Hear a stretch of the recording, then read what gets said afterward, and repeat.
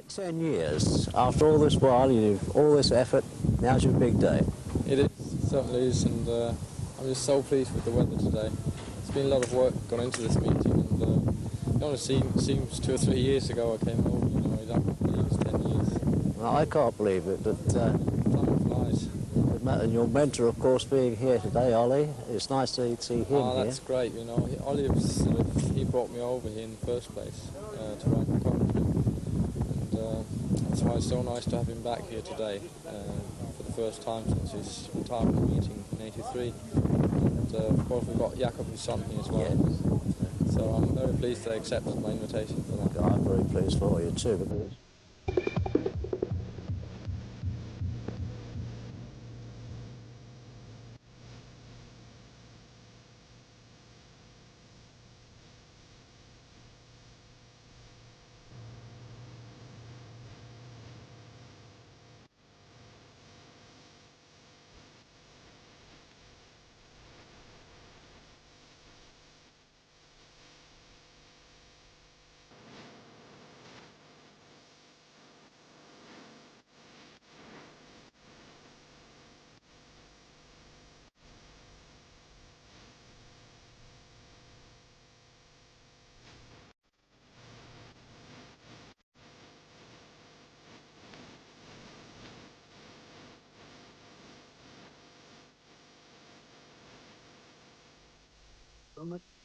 Sir Pete Whittle, 10 years looking after Tommy's fan club. What are your memories over these 2 years? This must be a big day for you. It is indeed, and it's a big day for Tommy, but it's equally as big for ourselves. We've been with him throughout, and it's been a pleasure to be involved with a chap like Tommy. He's made it so easy to run a fan club because his personality and his popularity speak for itself, and consequently it makes our lives a lot easier. We were warned of what hard work was involved when we first took on the fan club, and obviously I don't think we quite knew at that stage what we were letting ourselves in for. But the thing is, Tommy's so easy to work with, and it makes it all a pleasure. It is. But obviously everybody's memories are different, but obviously his world final bronze medal, that's, you know, obviously something that is in his memories and ours, because Wembley is something special, and it always has been, and that will live with him for a long while, I'm sure. But obviously in the league campaign, the Exeter match in the early days, when he was knocked off 3 times and back on again. So obviously personal triumphs as the world pairs in Poland with Eric Knudsen, and the World Team Cup maximum in Los Angeles. Now, what about a big one this year? Well, the thing is, it's the one thing that's eluded him. All throughout his career, he's been incredibly unlucky in the World Individual Championships. I think it would be fair to say that he's probably one of the greatest riders at this stage in present days not to have actually won a world final. He's long overdue. Let's hope that something great for him. It would be nice to win it in this year with it being his testimony. It would make your year too. It would. 10 years, and it'll make Tom's year. That's right. He's put a lot of hard work in all throughout his career, and I don't think people realise just what goes on behind the scenes. And there's nobody more dedicated than Tommy, and he's a complete speedway rider because he does it all himself. He does. His mechanical know-how. Does all the engines himself. You know, that's why that if he could do it, it would be such a great achievement. He's a good ambassador too. That's right. Very good ambassador. He's such a perfectionist. Yes. And a nice fellow too. Absolutely. And a nice fellow too.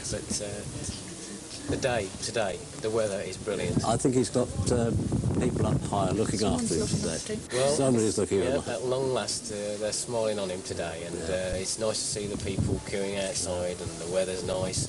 It's all set for a good day. Fingers crossed. I hope everything goes all right for him. Well, thank you both. Yeah, thank you both. I'll have an answer to you later. Okay, thank you. Thanks very much, Steve. Thanks, Pete.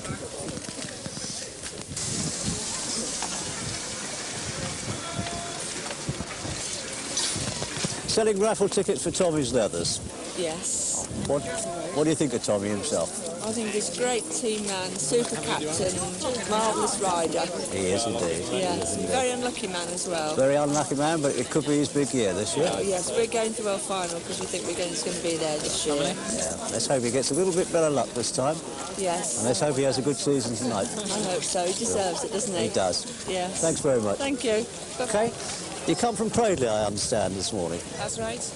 And who you hope to win tonight, of course?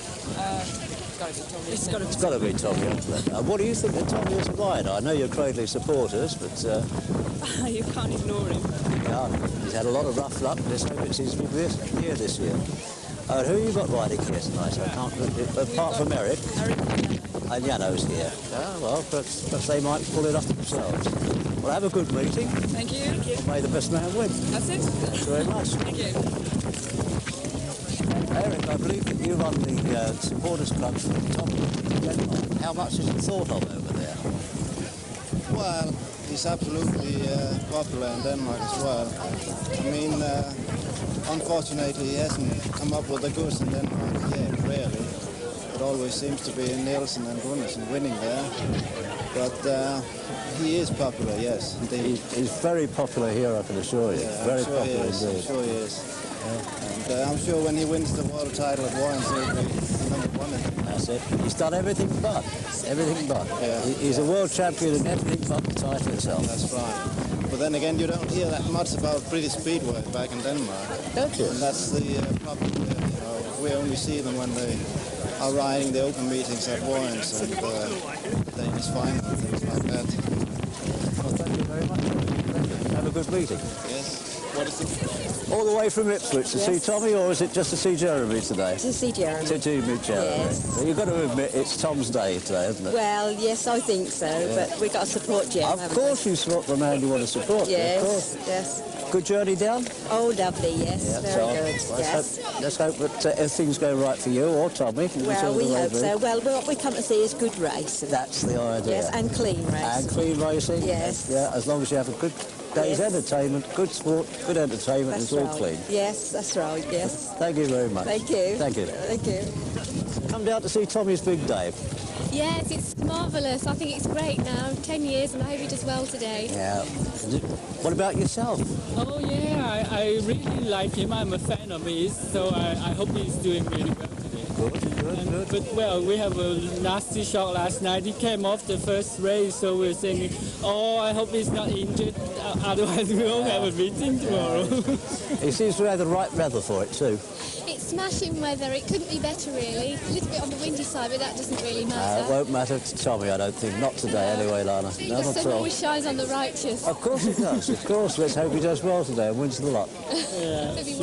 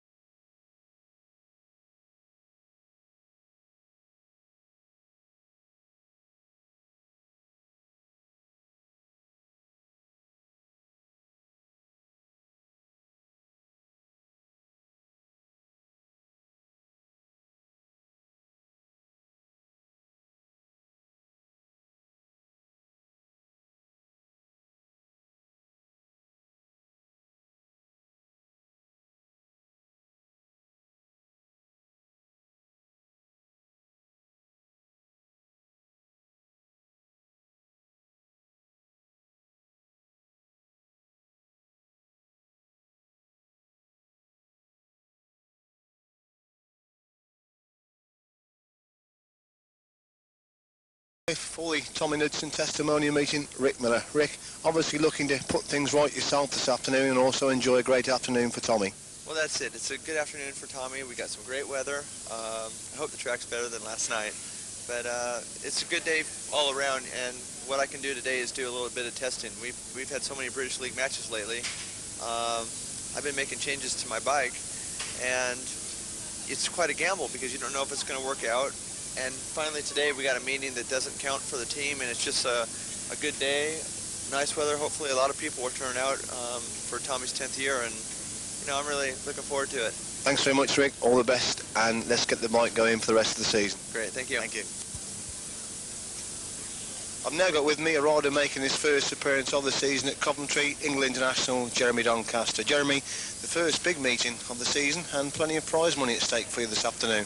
Yeah, I hope Tommy has a lot of people and has a good day. And it really looks as though he's got together, a world-class field, and it's going to be a very entertaining afternoon.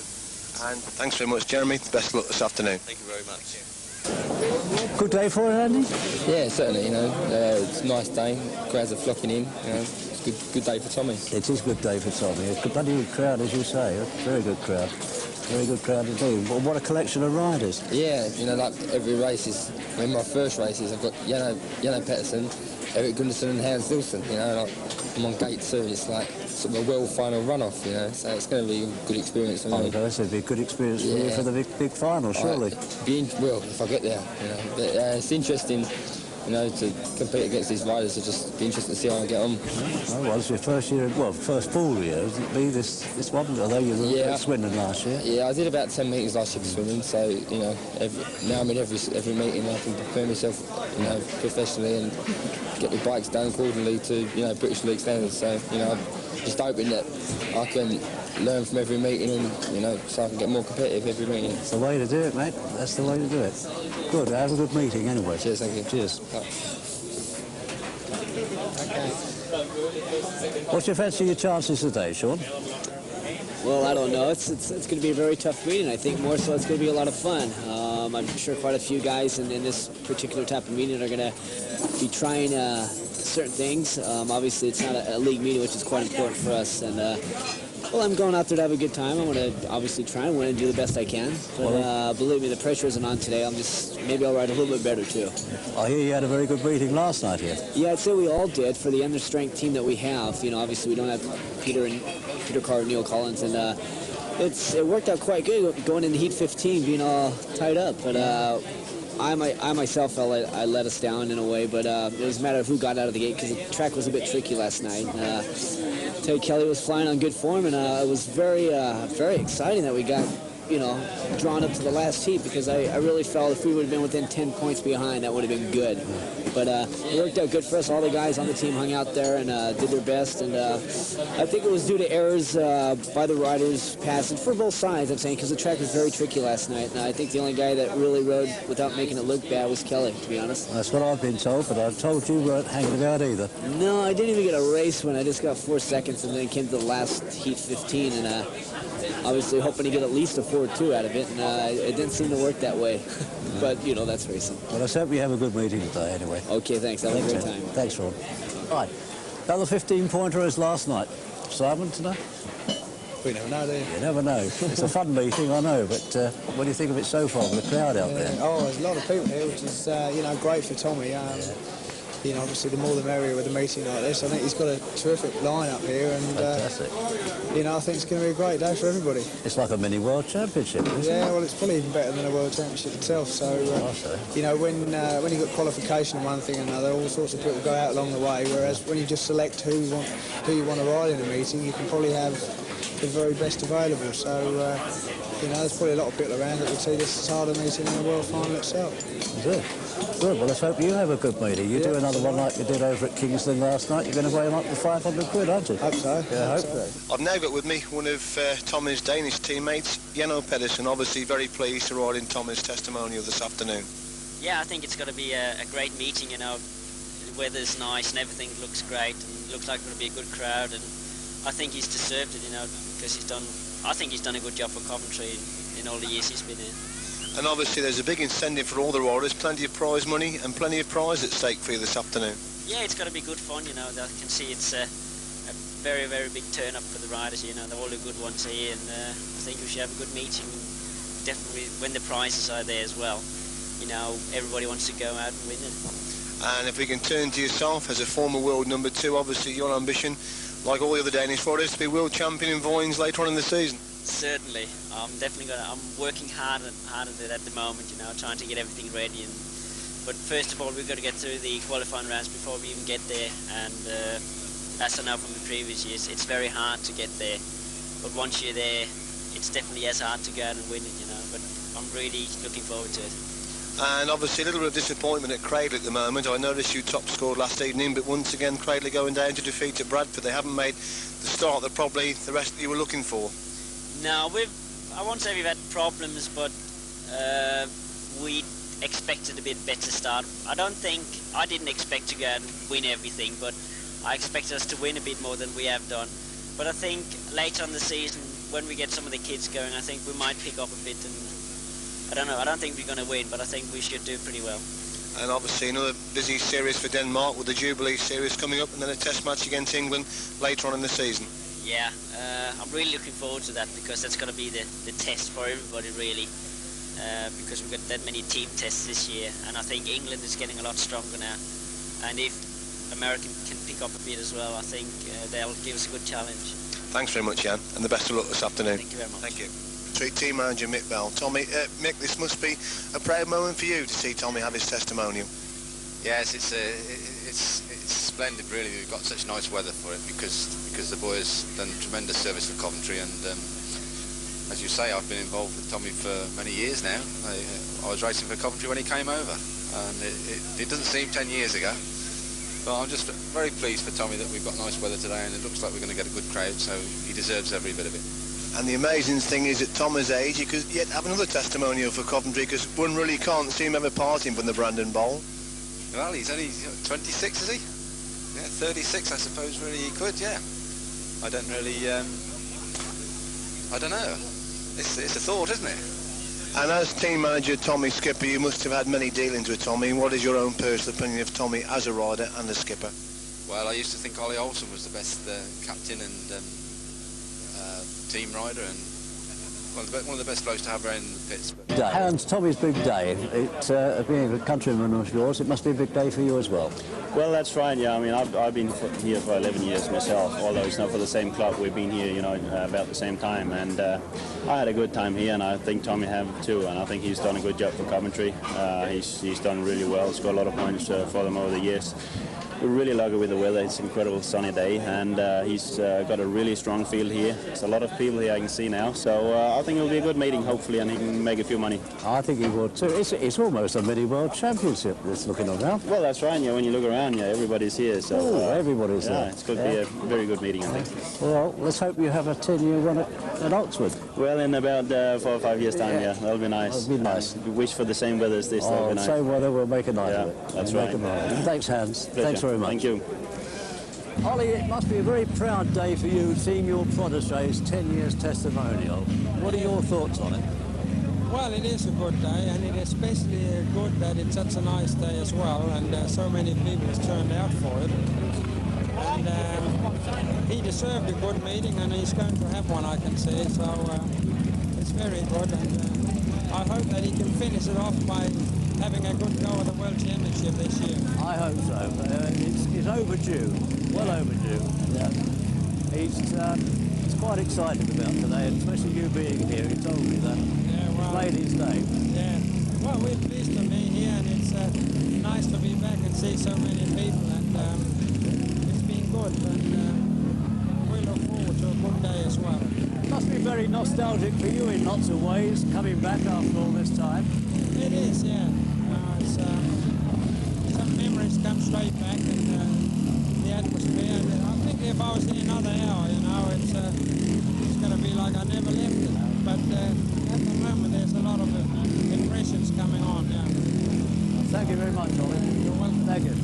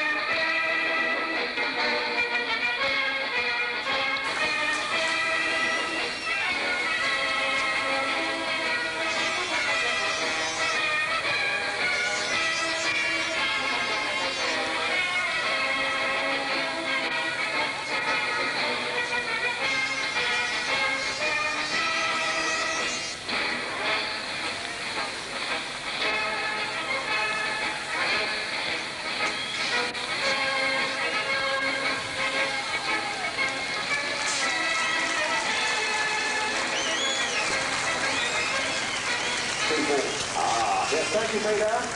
And the skipper said quite widely, welcome to Coventry Speedway, the Elliott Masters Tommy Knudsen Testimonial. And as the riders and dignitaries come round to the track, let's see a little bit of appreciation for them. The star riders, as Peter Quarterly pointed out, 15 of the world's top speedway men in the business. And no need to do for gentlemen who, well, two gentlemen who've arrived on my left-hand side. We'll meet them in a moment. The sensational Super Sunshine Speedway at the Brandon this afternoon, I'm happy to report. So let's keep our fingers crossed we're going to be for a wonderful meeting. Well, there is the man of the moment, is called Tommy Knudsen, getting a special VIP lap on possibly a machine which is not quite to his liking. Members of the Sky Blues, the Coventry City Football Club are with us, honouring us with the pleasure of their company today. And now here come the riders, of course, who are going to make the long list of competitors for this afternoon's meeting. It's a full afternoon of motorsport, as Peter in the box pointed out. Go-kart racing, we've got ladies on speedway bikes, we've got proper speedway bikes, and all the fun of the fair. So we'll get into that in a moment or two. Well, we'll just line the riders up, as you can see. 16 of the world's top speedway riders, honouring Tommy Knudsen for this, a very special afternoon in his career, and certainly a very special afternoon here at the Brandon as well. Just ahead of meeting and greeting your favourite speedway stars, and we want to hear and see as much enthusiasm as possible this afternoon. What I'm going to do is to introduce no stranger here at Brandon. Recently celebrated 40 years promoting Speedway. I want you to give him a round of applause, ladies and gentlemen, the Coventry promoter, Mr. Charles Ogletree. Lovely job. Thank you, Peter. Ladies and gentlemen, from sport, and in all walks of life, there emerge men of exceptional ability in their chosen profession. Men who all their lives walk forward, because among their contemporaries they truly are giants. Now, such a man is with us today, in company with his charming family, for this testimonial occasion. A man whose original arrival here at Brandon, after you'll recall a long-running battle with the VSPA, heralded for the super era of track racing. And a man who has brought much prestige for our sport worldwide. Ladies and gentlemen, we are tremendously delighted to have with us for this PK Elliott meeting the man himself, Ole Ulster!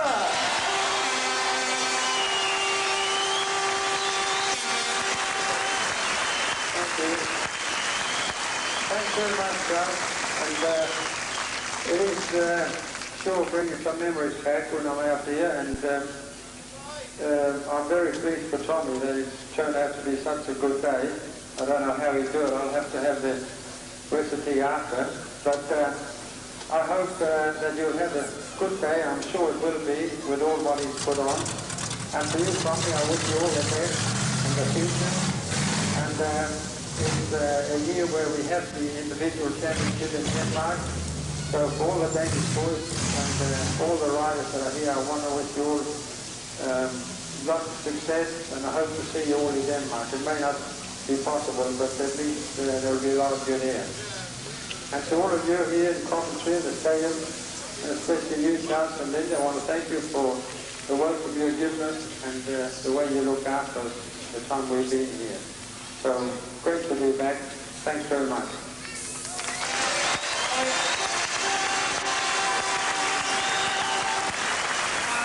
Ladies and gentlemen, let him really know we're pleased to see him. Let's have a 1, 2, 3 for Ole Olsen. Are you ready? 1, 2, 3, Ole! Now he knows we really are welcome. Thank you, Charles. Thank you to Ole Olsen. Don't forget, we'll be talking to Ole a little bit later on this afternoon. So, on with the presentation of the riders for you for the Elliott Masters. We welcome Mr. Joe and Kay Elliott, who are going to meet the competing riders this afternoon, and also members of the Coventry football team as well. Let's have a nice big cheer as we meet and greet your favourites. Starting with number 1 in your programme, representing the United States and Wolverhampton, Sam Ermolenko.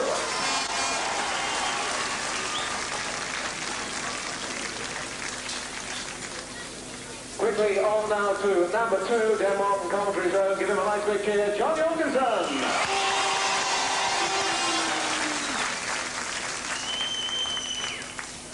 Then we're going to have a special welcome for the competitor at number 3 from Sweden and Reading, Knudsen. At number 4 from the United States, and now burst with the Kingsland Stars, number 4, Lance King.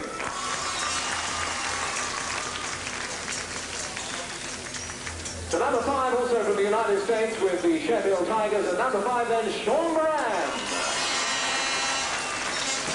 And we have a mystery speedway rider, perhaps not all that mysterious really.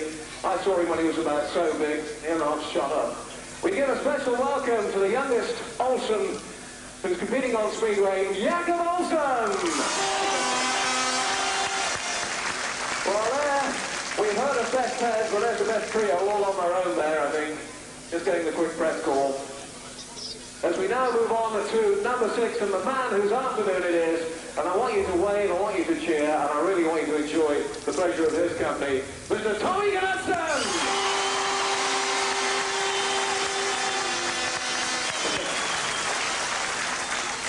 Well done, Tommy.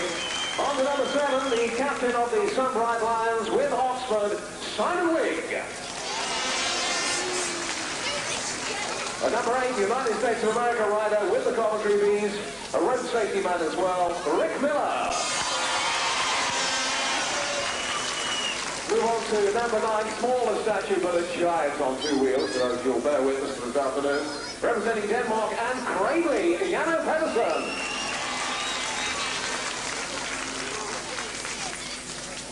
As the cavalcade of VIPs just inch over the starting line, we'll introduce the man who is 2 times World Speedway Champion from Denmark and Cradley Heath, Erik Andersen.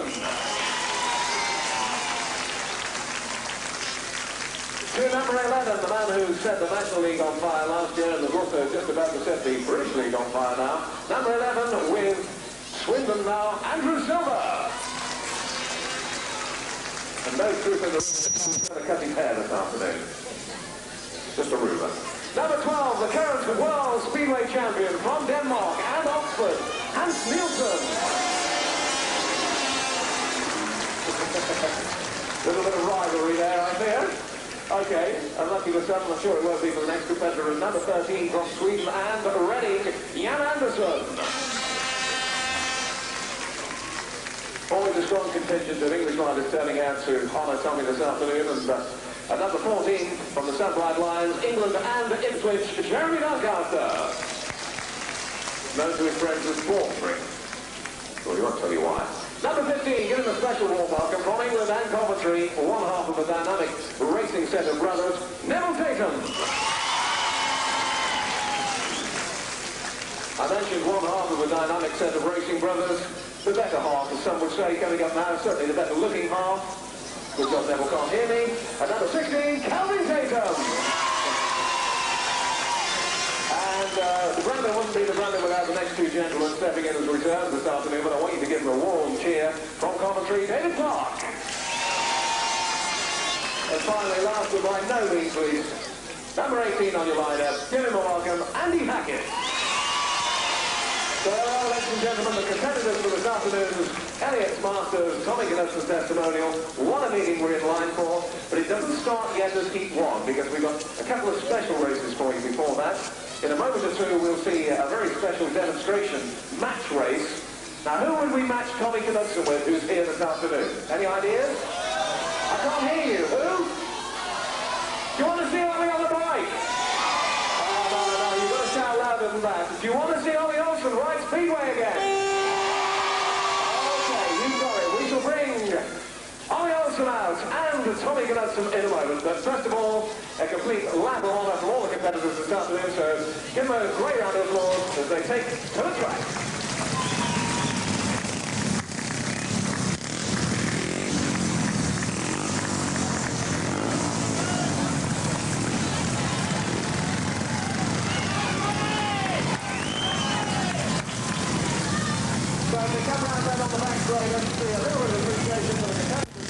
So the 16 competitors plus the 2 reserves plus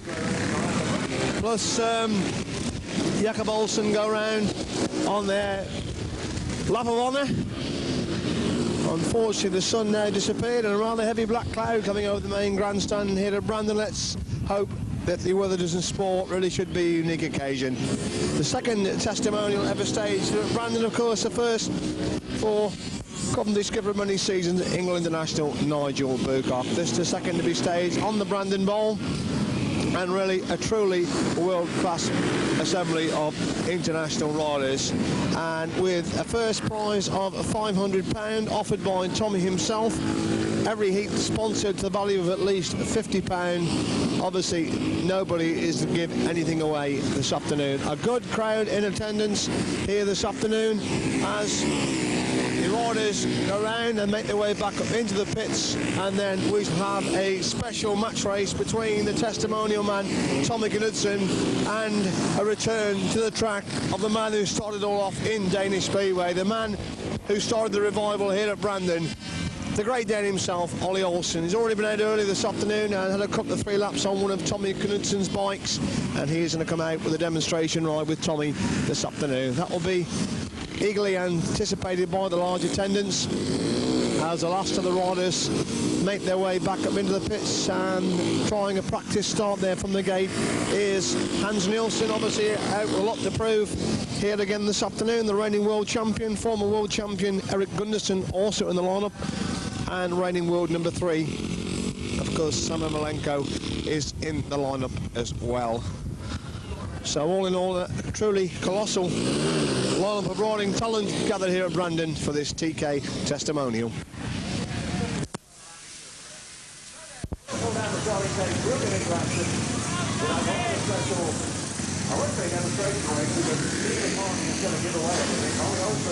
Watch for him, or watch for the man who's up to it. Tommy Knudsen's going to get the special match race. And prior to the start of the Elliott Masters, we've got the young ladies taking to the track. The ladies who are joining the Speedway track at the moment. So that's it at the moment. I was saying earlier on, he did do a few practice laps and return to the track of the Great Dane, who really did lead the revival here at Brandon. After 3 or 4 lean years, he came here from Wolverhampton, set the place alight. Then he set about assembling a team capable of lifting the British League. I don't think anybody will ever forget the night back in 1979 when Coventry faced Hull in a league decided in front of a colossal crowd here at Brandon, and Ollie at the end of that night lifted the British League trophy. It was Ollie, of course, who brought Tommy Knudsen to Coventry along with Alf Busk, and I think probably in any other country bar Denmark, Tommy would be the kingpin. But he really for a long time has been in the shadow of both Hans Nielsen and Erik Gundersen. Anyway, up to the tapes they come then for this demonstration race, the old master and one of his young proteges. So Ollie Olsen gate 1, Tommy Knudsen on gate number 3. All the riders out watching this, and interested to see Jakob Olsen out to watch this one as well, as the 2 riders make their way into line, batting on 2 and 4 more than 1 and 3. As they settle at the start, green lights on, away they go, and it's Olsen back their mates, and certainly again Knudsen follows him into the pits. Ollie rides a tight line, Knudsen looking for a line round the outside. It'll be interesting what sort of time they do clock, as Olsen leads into that Coventry corner, a little bit gingerly into the Coventry corner, Knudsen in behind him as they come to the complete one. Olsen about 5 or 6 yards clear of Knudsen as they hit the pits corner once again. Olsen holds a nice tight line, Knudsen drops underneath him and not making any impression on the old master at the moment. The time I think will probably tell the story of the race, as Olsen would be fined, in fact, under today's regulations. He's lost his helmet colour in the first race. That will be a £10 fine. That's one thing that's changed since Ollie packed up racing. He's about 10-15 yards clear of Knudsen now as they race down the Coventry corner for the 3rd time, and still the distance about the same. The track looking perfect after the roughness of it last year. Also lifting slightly there, coming off that Coventry corner. He's put on a few pounds, I think, since he packed up his racing days, but still looking pretty stylish as he leads into that Coventry corner for the final time and through for the race win in the race against Tommy Knudsen.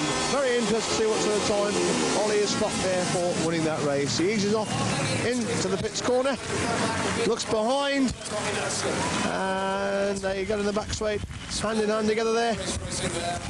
And I think obviously Ollie absolutely delighted about that. The time will probably tell the story of the race, but a successful return to racing for Ollie Olsen. How to do it. That is for sure. Former World Speedway champion Ollie Olsen. Ollie and Tommy together there. Splendid stuff.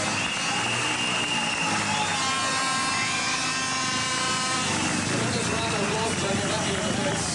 Well, that is whether Ollie's limbs are going to be aching after all that layoff, but apparently it hasn't happened for a little bit.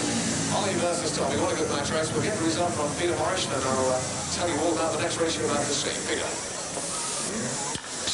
Well, thank you, Peter. Great to see Ollie Olsen back in action there, and the time, 65.8. 65.8, very critical indeed. It certainly would have won in races here last night when we entertained Sheffield. And of course, those of you who used to watch Ollie Olsen when he was here at Coventry, heats 11 and 13, many times he pulled a match out of the fire for us. He was here last night, we were 4 points down with 2 heats to go, and a lot of people looked towards the pits and thought, if only Ollie Olsen could come out. Anyway, the Bees did eventually get through and won against Sheffield Tigers last night. A splendid match by 4 points. Well, there we are, 65.8, a very good time. It's great to see the Speedway legend himself, Ollie Olsen, back in action. Now back to the line, Peter York once again. Thank you, Peter. Doing a bit of a double act, him and me, this afternoon, because he's considerably older than I am. If you look on the back straight, we introduced him to you on the Parade of Riders. He's 15 years old. He's the latest Olsen to Don Leathers, and his name is Jakob Olsen. And, of course, back in Denmark, they have various classes of speedway for the very young 50cc, then the sort of intermediates at 80cc. And when they turn 16, they can ride the 500cc traditional speedway machines. So just a matter of months then, before this young man comes out on a 500cc, but that is the 80cc class speedway machine that they ride in Denmark, and then we wonder why they beat the world. I'm not surprised with that training. So a demonstration of 4 laps then from Jakob. Quick change of gear there.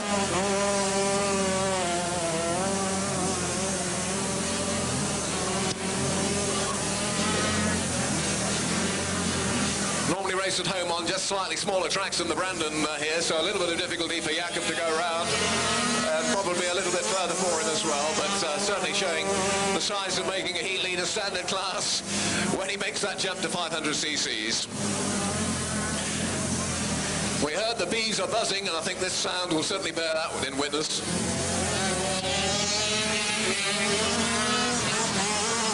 Yes, I suppose if you're going to be a top speedway rider in the future, you have to learn how to do a wheelie dead early on.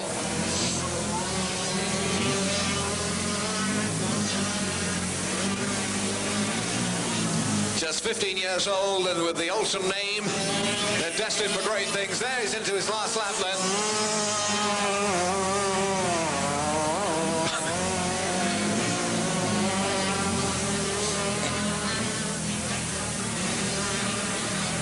Well, here he comes, ladies and gentlemen. Give him a round of applause. Jakob Olsen, just 15 years old, on the 80cc class that they ride in Denmark. And if ever that was an omen to a good sight around the speedways, I'm sure we're going to be very impressed with when he takes to 500cc's. Judy, you're looking forward to riding tonight? Yeah, or today? Very much so, yes. Good. First time in Coventry? Or have you been First time on the trail. I've never ridden the speedway before. You haven't? Only the ice speedway. Yeah, how do you get on with that? But I missed that tape. Very good. Good. Yeah. What about the boys? You're going to have a go at getting there later on? We'll see how things go, I think. Yeah? Well, it doesn't worry you? No. I was racing grass tracks at 7, so I'm used to racing against the lads anyway. No worries. Yeah. I'm very pleased to see the girls riding now, anyway. Yeah, so I'm thinking it's a great time. I used to watch them before the war, but that was a long time ago. But then they stopped it. Yeah. Equal rights and all that. But why not? Yeah. We're just as capable, aren't we? Of course you are. Of course you are. What do you feel about riding against me?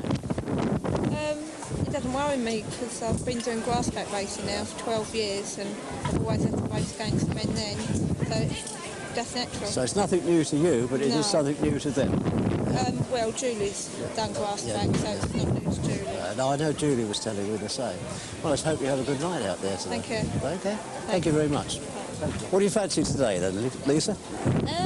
Well, I can't say that I fancy my chances, but I mean, we just have to wait and see what happens. I don't know whether I'm going to get on this track because it's quite big, so we'll just have to wait and see. Well, it's an easy enough one to ride, I can assure you, Is it? It's, just, it's a little bit fast, that's all. Oh yeah, I know, it looks a little bit fast, so just have to go out there and give it the gun, I think. Good, well, let's hope you have a damn good race. Yeah.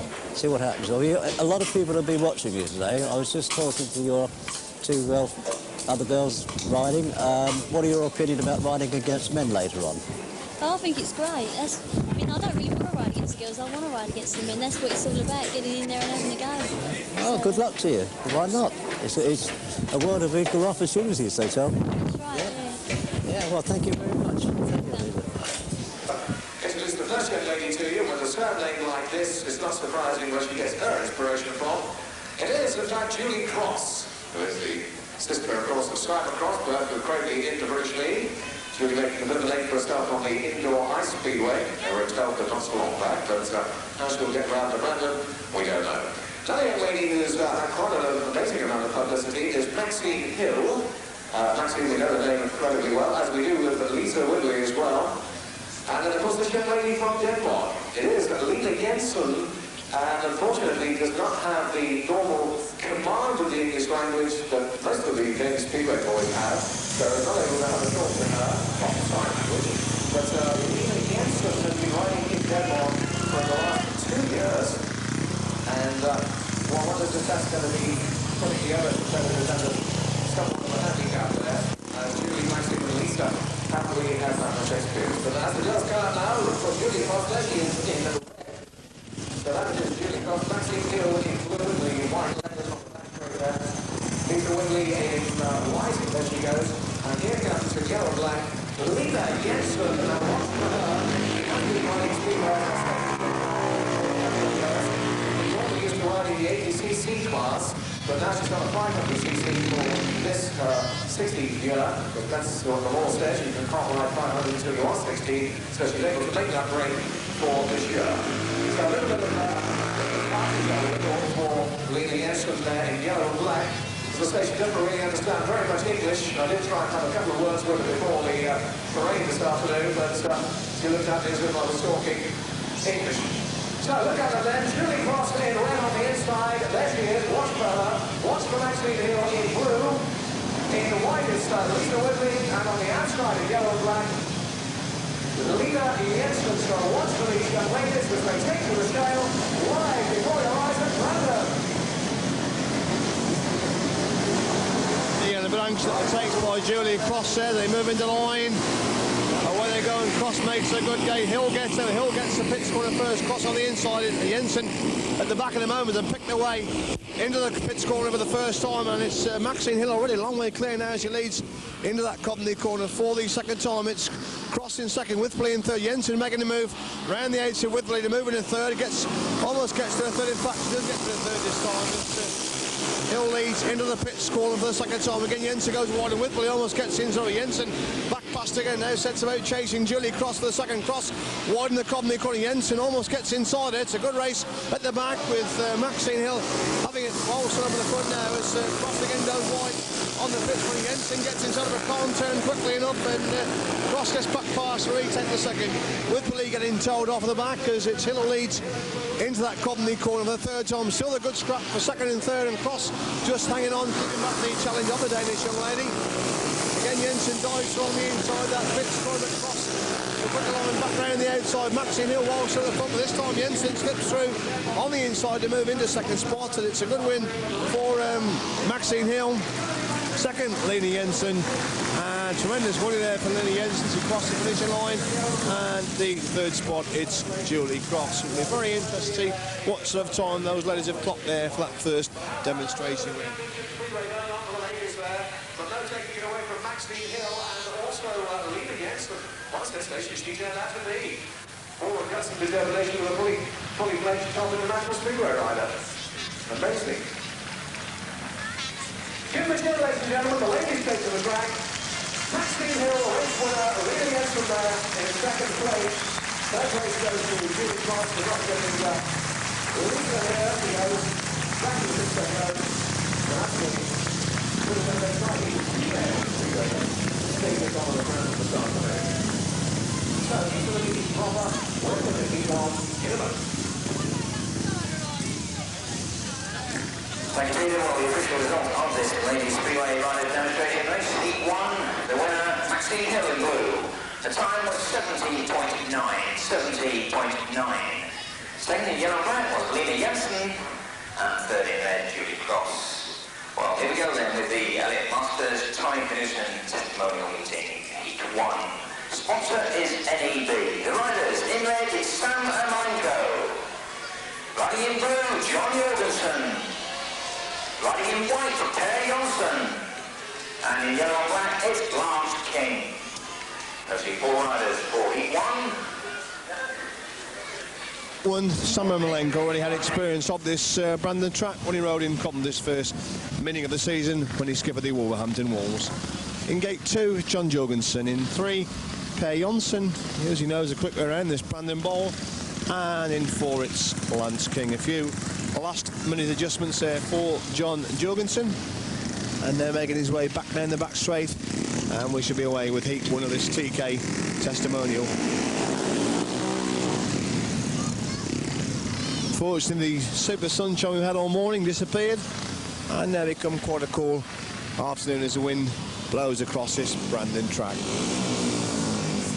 So, gate 1, Sam Ermolenko. Gate 2, John Jorgensen. Gate 3, Per Jonsson. Gate 4, it's Lance King. Everybody resplendently turned out.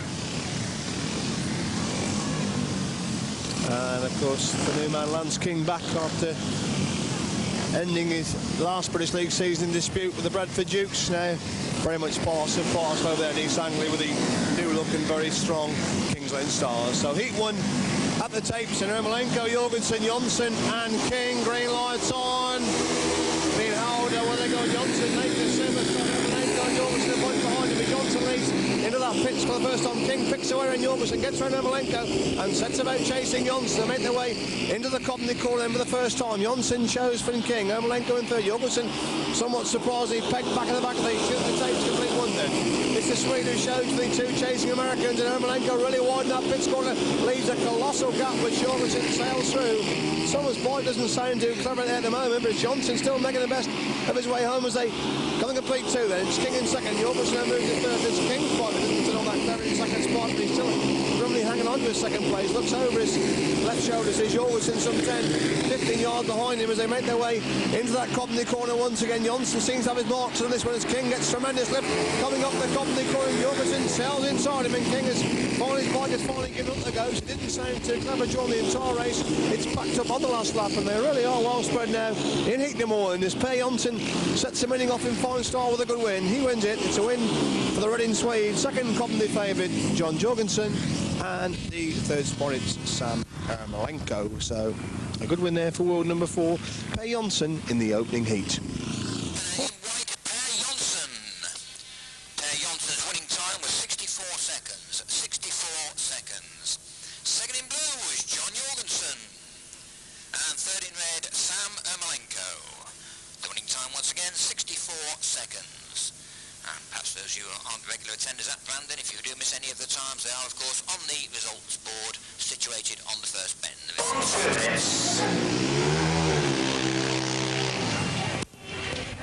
In white, Tommy Knudsen on the 2-minute time allowance for race number 2. And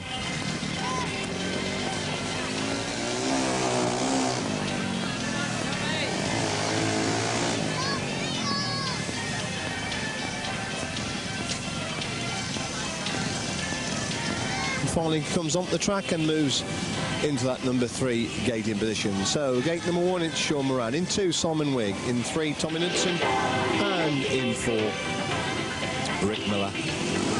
Simon Wigg, of course, already been here to Coventry with the Oxford Cheetahs, and also, of course, Sean ran here just last evening. So, waiting for Simon Wigg to settle in that number 2 gate in position as they make their way Up the tapes, green lights on, away they go, and it's Wick making a good gain, and Moran gets Knudsen takes back at the back. As a race into the pits the first time, Moran locks up slightly, and Wick works away around the outside lead, and that back swing for the first time. Wick shows them to Miller, it's Moran in third, Knudsen somewhat surprisingly pegged back at the back, and they come in complete one then, and the Oxford cheater well away down heat to Miller in second, Moran in third, Knudsen not making too much impression, pegged back at the back, they make their way. Then that back swing, and for the second time, Knudsen started to take slightly close forward on Moran, trying to find line round the outside him on that Coveney corner. Moran locks up Knudsen, trying to slip by him, comes by Moran. Moran looks for Knudsen on the inside, he goes by on the outside. Now Knudsen looking away past teammate Rick Miller, but Wick well away at the front there, leads into that Coveney corner once again. It's Miller still in second, goes wide, a chance of Knudsen slipping inside him, and not quick enough at the moment. So Wick really racing away now with heat 2 as they come to the start. The last lap, and Moran backs up for the 6 bike at the back, as Knudsen still trying to find a way past Miller as they make their way to that back swing in for the second time. Wick well away, Knudsen big burst round the outside, possibly on that Coveney corner. No, flip back to the inside, but it's too late as Wick wins it with a wheelie. Second is Rick Miller, third spot Tommy Knudsen, so not the best of starts for the Testimonial man there, coming in a disappointing third in his first ride. Good win there for Simon Wigg, second Rick Miller, third spot Tommy Knudsen, hard luck on Sean Moran, backing up in that race number 2. Well, here we go for heat 3, spotted by Ken Widows of the pink, and it's Eric Gunderson in red. Riding in blue, Andrew Silver. Riding in white, it's Jano Pedersen, and in yellow and black, the world champion, Hans Nielsen. Line up for heat 3. Heat 3, along with a former world number 2, and one of England's future prospects for possible world honours thrown in for good measure. So Eric Gunderson, gate number 1. Alongside him in 2, it's Andrew Silver. In, of course, won the National League Riders' Championship on this Brandon track last season. In 3, Jano Pedersen, and in gate 4, Hans Nielsen. Again, very much in form with a big 18-point match at Wolverhampton the other evening. And of course a 16-point haul here for the Cheetahs in the league match a couple of weeks ago. So at the tapes, what could be an interesting race number 3. So Gunderson, Silver, Pedersen and Nielsen. Settling then for race number 3, green lights on. Being Howell and Gunderson makes a tremendous stop. Pedersen down with him, and Nielsen back in third as Pedersen goes Nielsen shoved there, and Silver slips inside Nielsen, and Pedersen nice around the edge of Gunderson. Superb action there by the little tradie down that first corner. He sent Nielsen high, wide and handsome, and then went roaring round Gunderson as Pedersen leads now as they come a complete one. Gunderson second, Nielsen third, Silver pegged back at the back as Nielsen looking for a line round the edge of Gunderson. Got a line round Gunderson, slips round Gunderson. Now can he get back up to Pedersen? And Gunderson already dropped back from first to third, and Silver not too far behind Gunderson now as they come a complete 2 then. Pedersen for Nielsen, Gunderson third, Silver pegged back at the back, and Nielsen definitely started to peg back on Pedersen as they make their way. Then that back sway then with a third time out, 3 machine length between them. Pedersen goes wide, Nielsen trying to drop it back underneath him, but Pedersen holds him at bay, but Nielsen's got to line up the inside as on the last lap they go. Pedersen mid-track, Nielsen doesn't quite know where to go, cuts it back for an inside line. Pedersen's gone wide, Nielsen almost alongside him as a race into the Coveney corner. Pedersen again mid-track, Nielsen again cuts back for an inside line, but Pedersen's got it. Jano Pedersen wins on his back wheel. Second, Hans Nielsen. The third spot, Eric Gunderson. Super action in heat number 3. And the little man who doesn't usually gate made a gate there and made it count. Gunderson got out quickly. Pedersen was out with him. Pedersen took Nielsen high, wide and very handsome indeed. And in doing so, he sent Nielsen right out. Silver slipped through in the third, and then in the next movement, coming off the pits corner, Pedersen beautifully underneath Eric Gunderson. Gunderson quickly dropping back from first to third, and that's a surprise win there in heat number 3 for the little Dane and Cradley, Jano Pedersen. Second there had the world champion Hans Nielsen, and back in third spot, Eric Gunderson. 64.3, 64.3. Second in yellow and black, the world champion Hans Nielsen. And third in red, Eric Gunderson. 64.3 the wing time. And it's going to be Neville Tatum gate 1. Jeremy Doncaster gate number 2. Calvin Tatum gate 3. Ian Anderson gate number 4. No one seeming to want to settle first for this race 4. Wait for Calvin Tatum to settle in that number 3 gate in position. and Anderson being called right up to the tapes in the 4 gate. Something then for race 4. Green lights on the way. Doncaster makes a good gate. Tatum lifts back in the corner, finding the start of the back of the motor. Anderson tries a big sweep round the outside, almost gets round Doncaster, but does get round Doncaster, and Doncaster Anderson absolutely shoulder to shoulder on that back straight as Anderson breaks through Doncaster, moving round him on the outside, that Cobden corner. Neville Tatum in third, and surprisingly Kelvin Tatum in the back, and they hit the pits corner for the second time. All 4 in a bunch now as Anderson shows then from Doncaster. Doncaster moves up wide, and Neville Tatum almost slips inside him, and Kelvin Tatum still pegged back in the back and can't find a way past his brother at the moment, as Anderson leading now as they shoot the tapes for the second time. Doncaster in second, and Tatum, Neville Tatum goes wide, and Kelvin almost slipped inside him there, and I shouldn't think Kelvin Tatum will be too pleased to find himself at the back in this race for again. He tries to find a way underneath younger brother Neville, but he's still holding him at bay as Anderson in control now as he comes to a solid last lap. It's Doncaster second, Neville Tatum in third, Kelvin Tatum in the back, and still pretty tight for second, third and fourth as Anderson making the best of his way home at the front, and no way through for Kelvin Tatum at the moment as Anderson wins it. Second, Jeremy Doncaster. The third spot, it is Neville Tatum, and surprised to see big brother Kelvin at the back there in race number 4.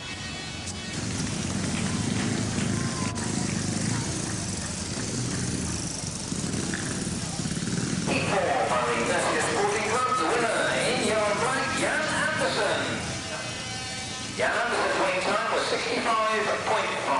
65.5. Second in blue, Jeremy Doncaster. And third in red, Neville Tatum. 65.5 the winning time. Well, Jan Anderson opens with the win. He's out again in heat 5 in the Arrow Chemicals race. Jan Anderson, Sam Ermolenko, Sean Moran, Jano Pedersen. It's going to be Jan Anderson gate 1, Sam Ermolenko gate 2, in 3 Sean Moran, and in 4 the surprise merchant of race number 3, Jano Pedersen. That's how they line up at the tapes end for race 5.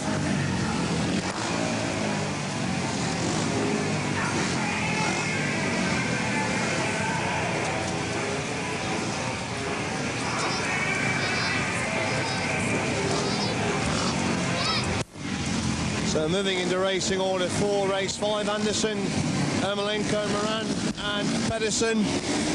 All 4 ready, away to a perfect and even break. Anderson again shows Moran, Pedersen on a fairway right on the outside, nice around the outside. Super action against the little dame on the outside, that pits corner. Didn't make the best of gates, but picked off Anderson and Moran, and leads now into that Cobden corner the first time then.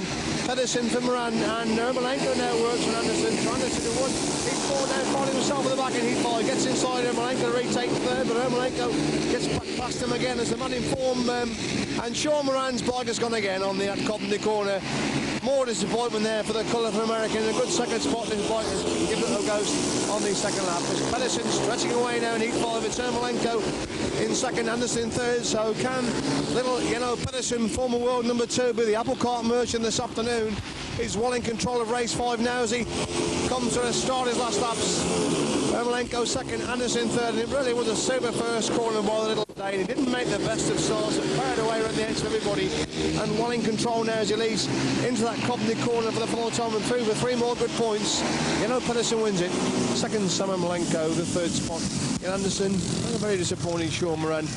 Back up into the pits, a good second spot in his pocket there when his bike packed up for the second time in 2 races. But the man... The man certainly in form this afternoon, in yellow and black, Jano Pedersen. Jano's winning time was 64.8. 64.8. Second in blue was Sam Ermolenko, and third in red, Jan Anderson.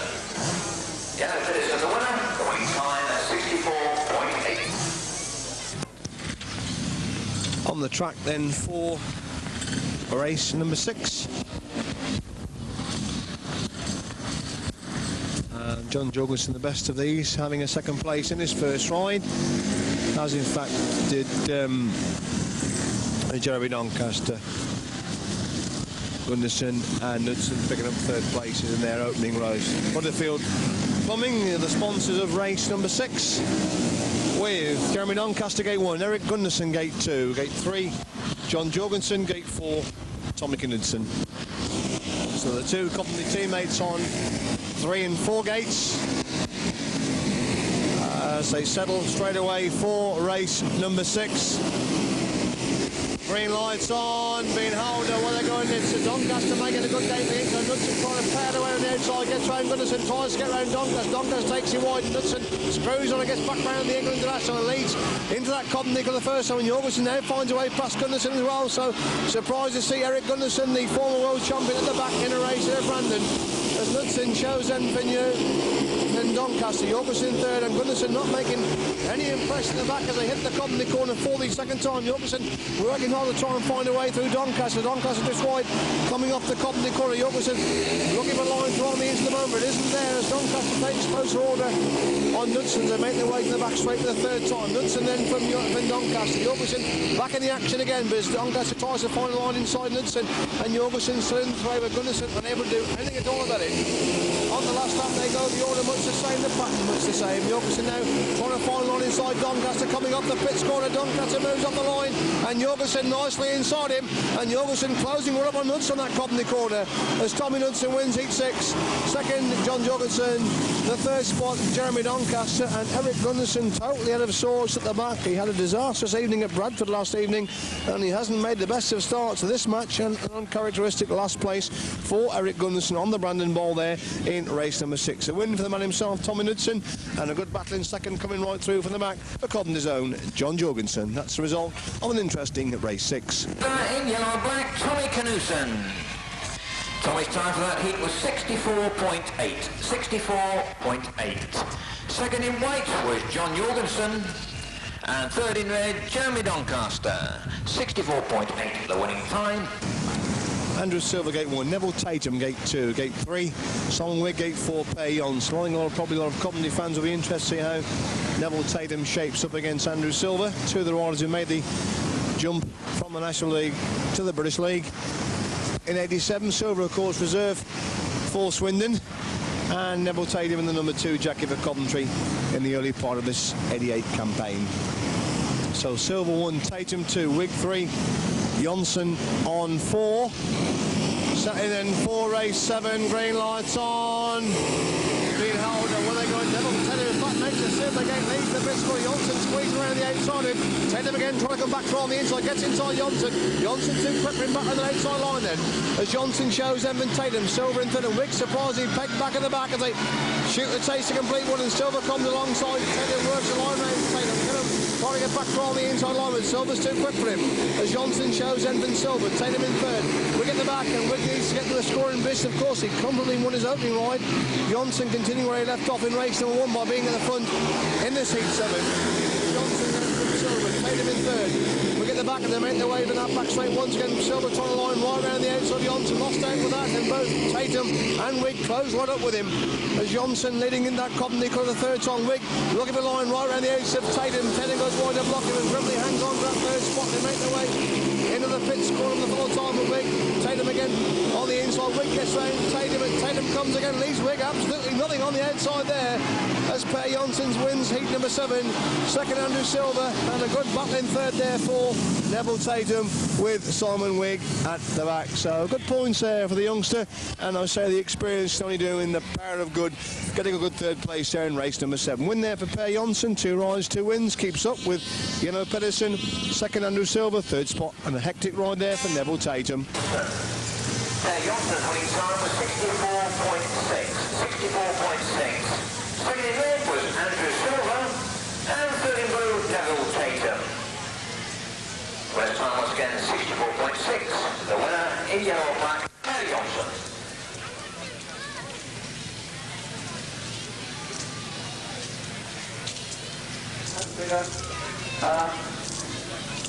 It's confusing me, this new style test here at Coventry. I must admit, this photo space is untrue. But with me now is the World Speedway Champion Eric Gunnarsson. Eric, good afternoon to you.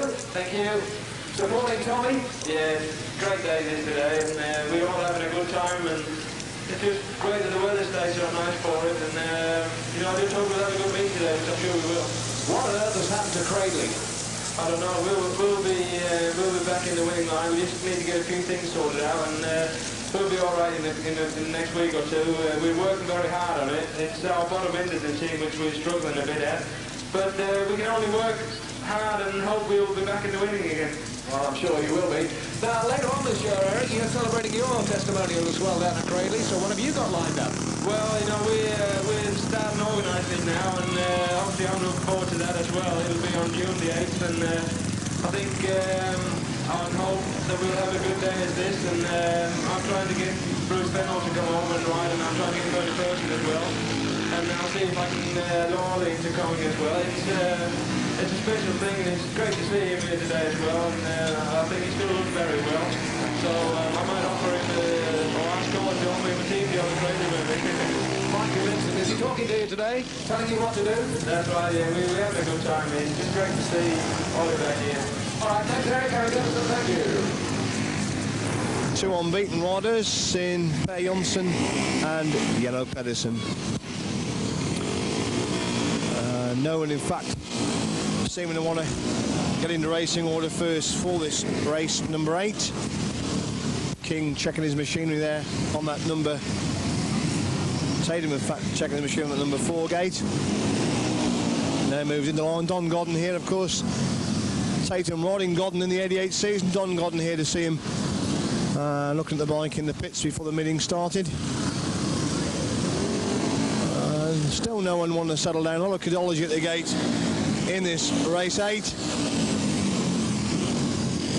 And now they all seem ready bar Calvin Tatum in that 4 gate. He now moves into line. So King, Miller, Nielsen, Tatum. Green lights on for race 8. Nielsen makes a supersonic start. Miller in the action. Miller gets the corner first. Nielsen squeezes away around Miller as Tatum. As Nielsen leads the pack in the back straight for the first time with Tatum in close attendance. Miller in third and King at the back as they hit the Cobden corner the first time. Nielsen goes wide. Tatum trying to bore a hole underneath him. And still Nielsen holds his lane as they race into the pits corner the second time. Tatum in second. Miller in third. King at the back as they make their way in that back straight for the second time. King taking close order on Miller for that third spot as this is where the race seems to be developing. Third and fourth as first and settled seem to be settled already. As Nielsen well away then from Tatum. Miller in third. King still pegged back at the back and they hit the pits corner once again. Nielsen goes very wide, gets the power, gets a grip and increases lead again over Tatum as they hit the Cobden corner for the third time. Miller goes wide in that Cobden corner. King looking for lines are on the inside, but the Cobden rider seems to know just a bit too much for him at the moment. As down the back straight they go for the fourth time. Nielsen looks over his shoulder. He's got 30 yards on Tatum. There's a good scrap at the back as King definitely closing up on Miller. Looks for a line round the outside. Miller goes wide of blocking. King comes for the inside, but it's too late. Hans Nielsen wins it. Second, Calvin Tatum, and the third spot, it is Rick Miller. So.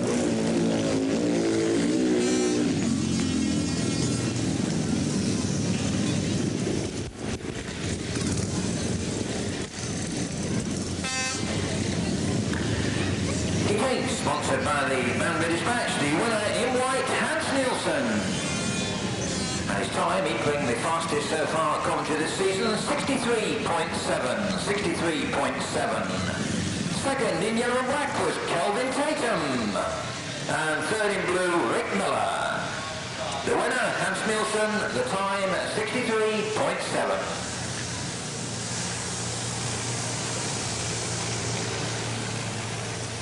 Here we're bringing right back into contention. He's gate number 1. Calvin Tatum alongside him in 2. The big Cobden 2 in 1 in 2 gates. Samuel Malenko in 3. Andrew Silver in gate number 4. That's the line up for race 9.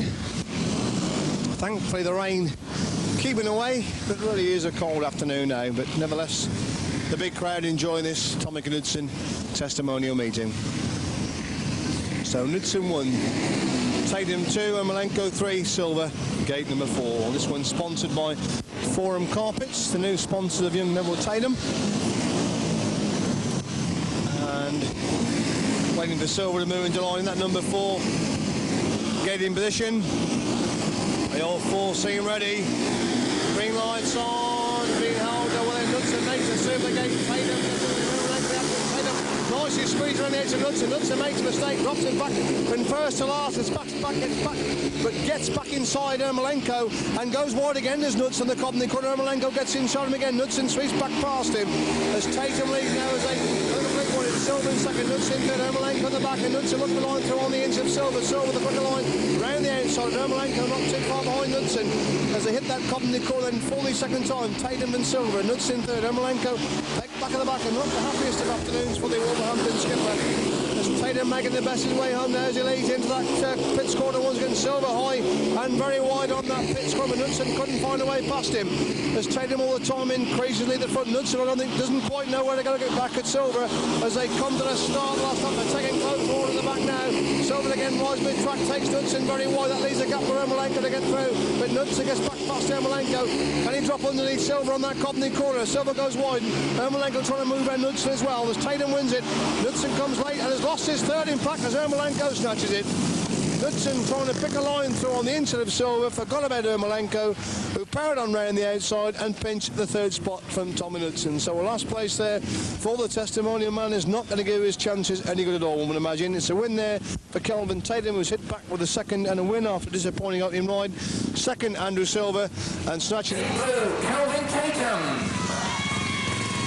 And Kelvin's winning time was 65.5. Second in yellow and black was Andrew Silver. And third in white, Sam Ermolenko. 65.5 the winning time. Converts to the same fate. So heat 10 at the tanks, one which Nielsen needs to win to keep up with Pedersen and Jonsson. And in fact, Pedersen and Jonsson clash in race 11. Could be interesting. So the tape's in 4-10, Jorgensen gate 1, still very much, Jorgensen gate 4 should I say, still very much in contention. Coming into 3, Neville Tatum.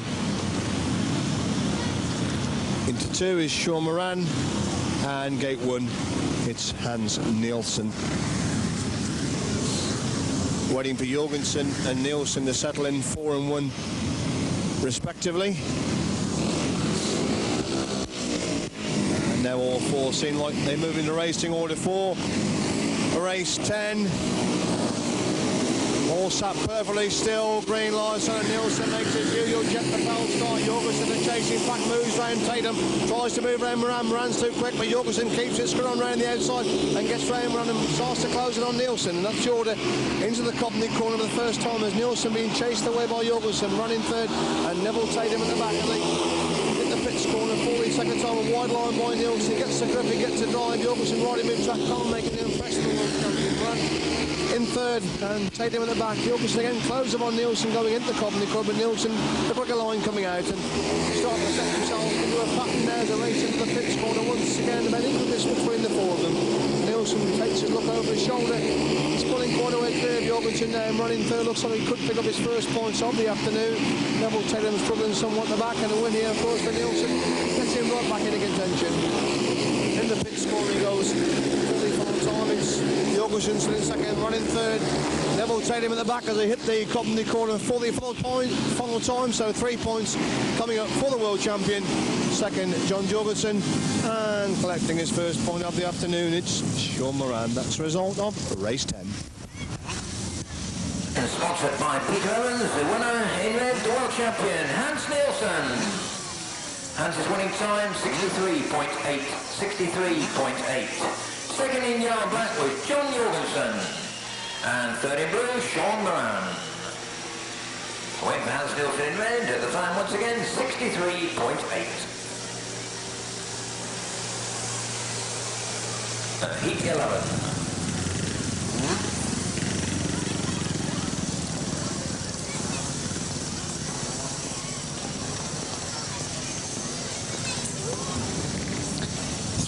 Two and three gates, the gates to watch. Jonsson's won both his races from the gate. Pedersen has won his 2 with some superb action on the first corner. Known as a good gator is Jeno Pedersen. Jonsson, of course, very quick at the traps indeed, but Pedersen does most of his work from the back. So gate 1 is Coventry's Rick Miller. In 2, Jeno Pedersen. In 3, Jonsson, and in gate 4, Jeremy Doncaster. That's line up at the takes for race 11.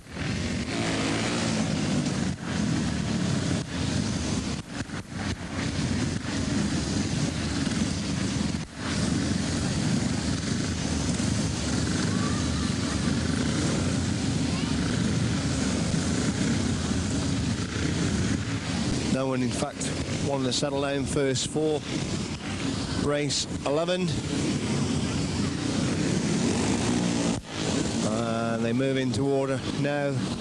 As I say that, Pedersen elects to pull back from the tape. She's very close to Knudsen there in 2 and 3 gates. They're virtually touching shoulders as they to and fro for the right gate in position. Knudsen now settles, and in fact he's been told he's too close to Pedersen. Pulls back, moves over about 3 inches, I would say, and settles. And he doesn't settle, in fact he pulls back from the tape shed again. And making the other 3 wait is Per Knudsen as they move into line 4, race 11. Green lights on him, and Knudsen very anxious at the tape there, away from a perfect break. Knudsen makes a good day, early action as Pedersen comes through an almost impossible gap, but Knudsen's got back round him, and Doncaster's moved round Pedersen, tries to move round Knudsen, as Knudsen leads the pack into that Cobney Cup the first time, as Doncaster around the outside, trying to pick a line round Pedersen, gets round Pedersen, and comes alongside Knudsen, as Knudsen leads now as they complete one. It's Doncaster second, Pedersen third, Miller at the back, good action with first, second and third. Doncaster again, almost alongside Knudsen, coming off that pit score, and Pedersen away back inside Doncaster on the inside line, but Doncaster, the quicker line back round the outside, retakes the second. As Johnson goes over Doncaster, Pedersen third, Miller at the back, and it's tight still for first, second and third. Doncaster not too far behind Knudsen, and Pedersen starting to lose contact a little bit back there in third as he fires his way into that Cobney corner, goes for a grip, gets a drive on the inside line, but Doncaster still too quick for him around the outside. As Johnson looks like maintaining his unbeaten, and Miller's engine is totally disintegrated there. Rick Miller's engine at the back has totally fallen out, and that is disaster for the Cobney rider as Per Knudsen comes through for his third winning ride. It's a good strap for the second. Doncaster hangs on, and the third spot, Jan Pedersen, an absolute, total and utter disaster for Rick Miller as his whole engine has fallen out. He's made a disastrous start to the season, has Rick Miller. He was working on his bike frantically in the pits before the meeting started, trying to get things put right for the Bees match tomorrow at Reading, a vitally important match for Coventry, and that is little more than disastrous for the Coventry rider as his whole engine totally falls out of the frame as he came through to start his last lap. I've never seen that happen on the Speedway track before, and that really is a colossal blow to not only to Rick Miller but to the Coventry team, as he's got to frantically work on that to get in action again this afternoon. And obviously Johnson has winning time 64.8. Second in yellow and black was Jeremy Doncaster, and third in blue Jano Pedersen. And to find out exactly how the engine fell out, Peter York over there could tell us. No, I don't know at the moment. I'll have a word with Rick when his temper's cooled down a bit, but as he came round you saw him get into trouble, then the whole engine just dropped out the bike. And there it is, Albert here, who examines the machines, is looking at it. There is the whole engine completely cracks the crankcases in half there. It's absolutely what, Albert? It's not too good, yes. I gather that. Yes, well, you've been looking at Speedway engines for a long time. We have exposed flywheels here. There's bits and pieces all over the place. Dare I go and ask Rick Miller? How do you feel now, Rick? Oh, well, you know. Well, that's one of those things we have to do when we ride the Speedway, you know. Ollie, that's never happened to you? No. I'll find Rick. I thought we'd get the sensor button on up there, I think. Well, I'm trying to have a word with him. Hang on, we'll walk down the pits. Let's see what he's got to say. Choice language, I can imagine.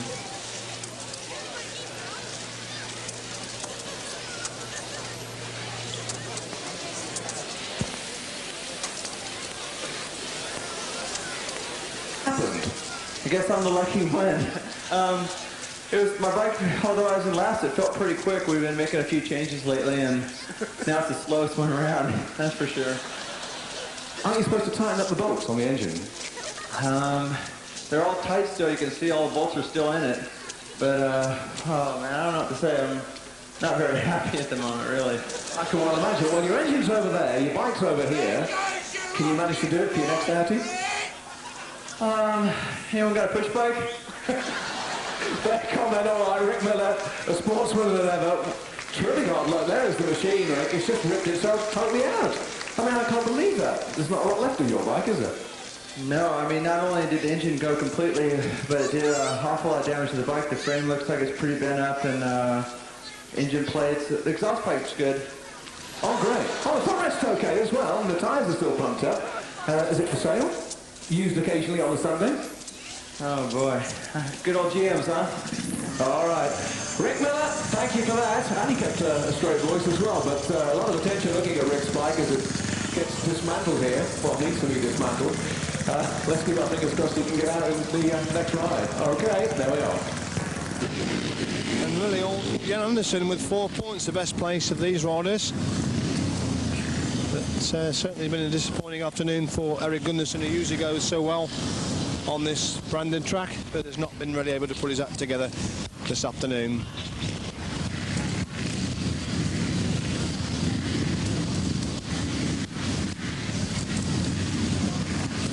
Settling then for race 12, Jan Andersen gate 1. In gate 2 it's Lance King. In 3 Eric Gundersen, and in gate 4 Simon Wigg.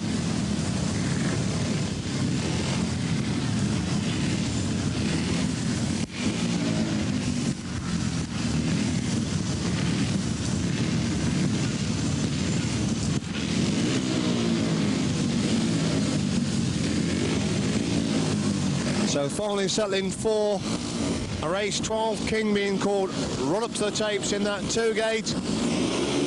All 4 ready. Whether Gundersen makes a good get. Andersen gets out when Gundersen gets the corner first. Wigg trying to work away around the outside, gets around Gundersen. Andersen trying to find a way through on the inside, but it's Wigg and Blake's clear leads into the company for the first time. Wigg shows him Gundersen, Andersen third, King at the back, and that's Jordan now coming the complete one then. So Wigg, who won his first, was pushed back to last in second. They're back in front this third wide, and it's King working away back round the outs of Andersen. Andersen gets back inside him on that pits corner. As Wigg shows then from Gundersen, is Andersen and King battling out for the odd point back as Gundersen starting to make a lot on Wigg now as they come in complete 2. Wigg goes the wide, couple of days. Gundersen looking along the inside that pits corner, but Wigg's too quick for him on the outside line. Andersen Grumley hanging on the third, but King again takes back at the back, still looking for his first point of the afternoon. As Wigg seems to have Gundersen's every move covered now as they come to the start last lap. The double world champion up in the second place, which the highest has been so far this afternoon, but still got an awful lot to get to Wigg on this last half a lap as Wigg leads into the company corner, fully full time and through the 3 points to move on in the 6-point bracket. Second, Eric Gundersen. Third, Jan Andersen, and still looking for his first point of the afternoon. It is Lance King. That's the result of Interval Heat, race number 12.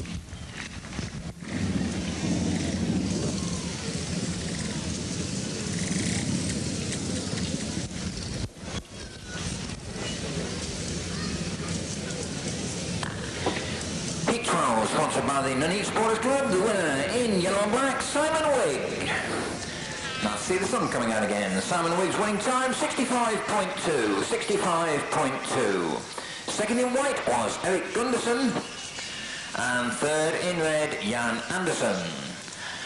Well, there we are, heat 12, they've all had 3 rides. Run down on the individual score chart for you. Sam Ermolenko has 4, John Jorgensen 6, Per Jonsson, unbeaten, 9.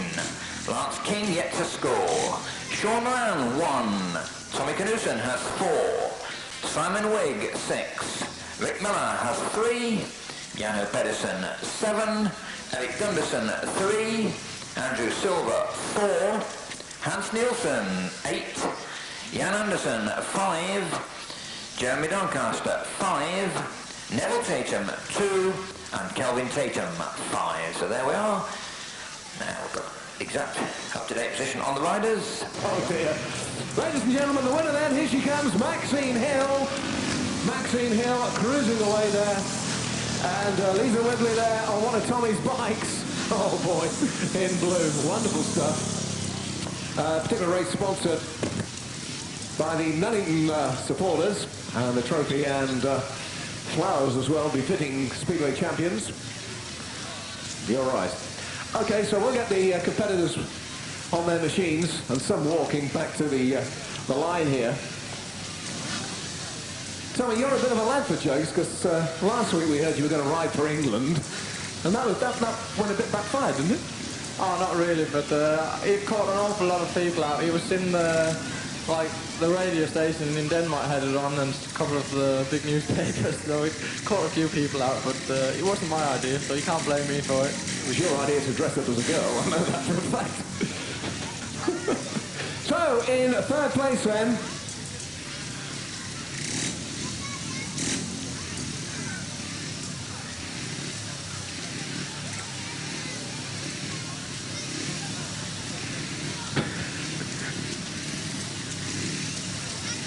now, we're just trying to work out the points. Perhaps Peter Morris can bear witness to this, because he was a keener eye than me. Now he shakes his head in disgust. Still, for an old man, he's not doing too bad. You might at least give us the winner's time, Peter, if you took it, did you? No? I give you the time with pleasure. 72.2. 72.2.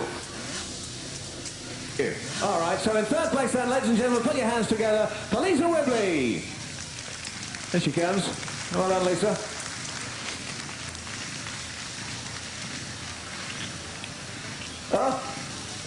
Quick kiss as well from Tommy there, and oh, yes. Let's bring on the lady who finished in second place, runner-up Julie Cross. Come on, Julie.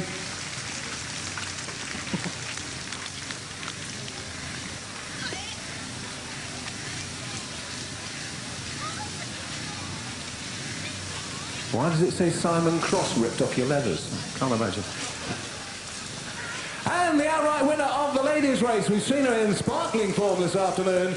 Let's meet and greet her now, Maxine Hill.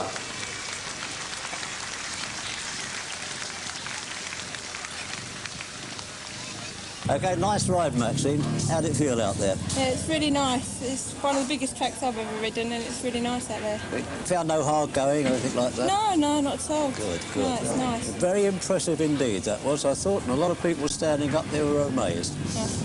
Okay. Thanks very much, Maxine. Thanks.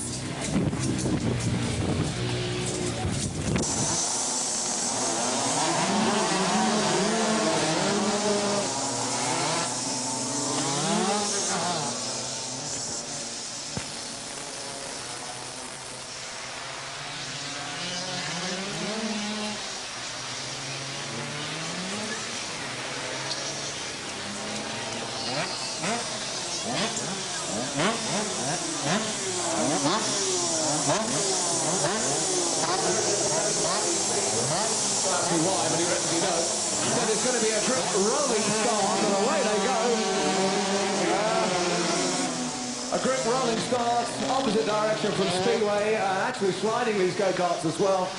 They are, incidentally, the 250cc super racing karts. So if you're a follower of go-kart racing, you may well have seen these in the tarmac action.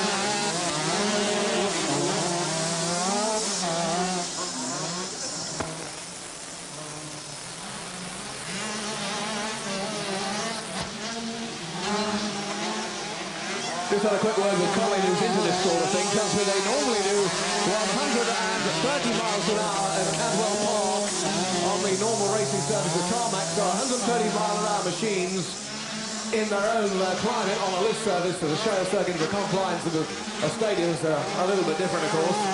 But certainly getting this ride on together, aren't they?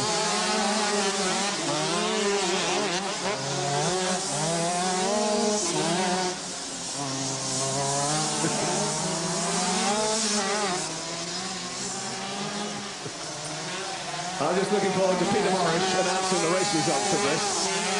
Got a bit.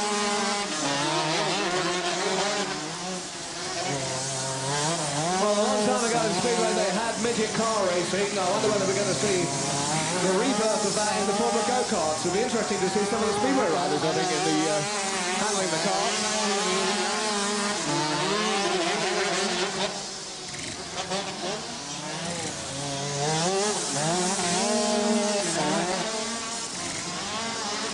Well, there's the checkered flag in a minute. Oh. Number 15 wins for number 60. For a long way back, number 3.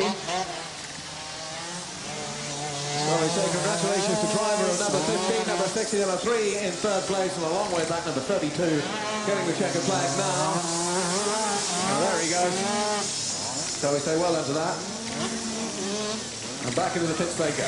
Wow, a bit of a difference of a demonstration here for a speedway track to see the 250 supercars go around. I'm going to hand you back up to the box now, and Peter Morris, who's got the exact breakdown of who was driving what and who won what.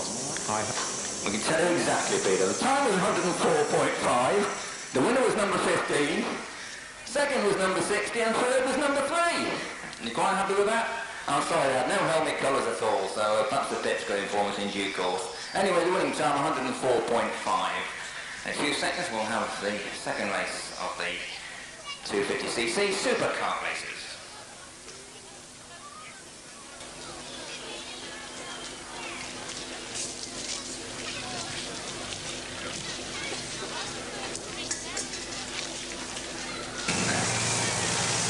Johnny, of course, a director of Coventry City Football Club, and riding Prilling on the back there, no doubt thoroughly enjoying it. The football club manager, Mr. George Curtis. So it's nice to see Johnny Reason and George Curtis supporting a fellow sportsman in the city of Coventry, Tommy Knudsen. Nice to have them with us this afternoon. We do see Johnny Reason occasionally, thoroughly enjoying himself. Not so sure about George, looks a bit worried on the back there, but thank you, gentlemen, and thank you for bringing the players along with you this afternoon. I hope you enjoyed the trip. It's been Brian Kilcline, Trevor Peake, Martin Lane, and Brian Borrows. So give them a cheer to go on, Johnny Reason and George Curtis.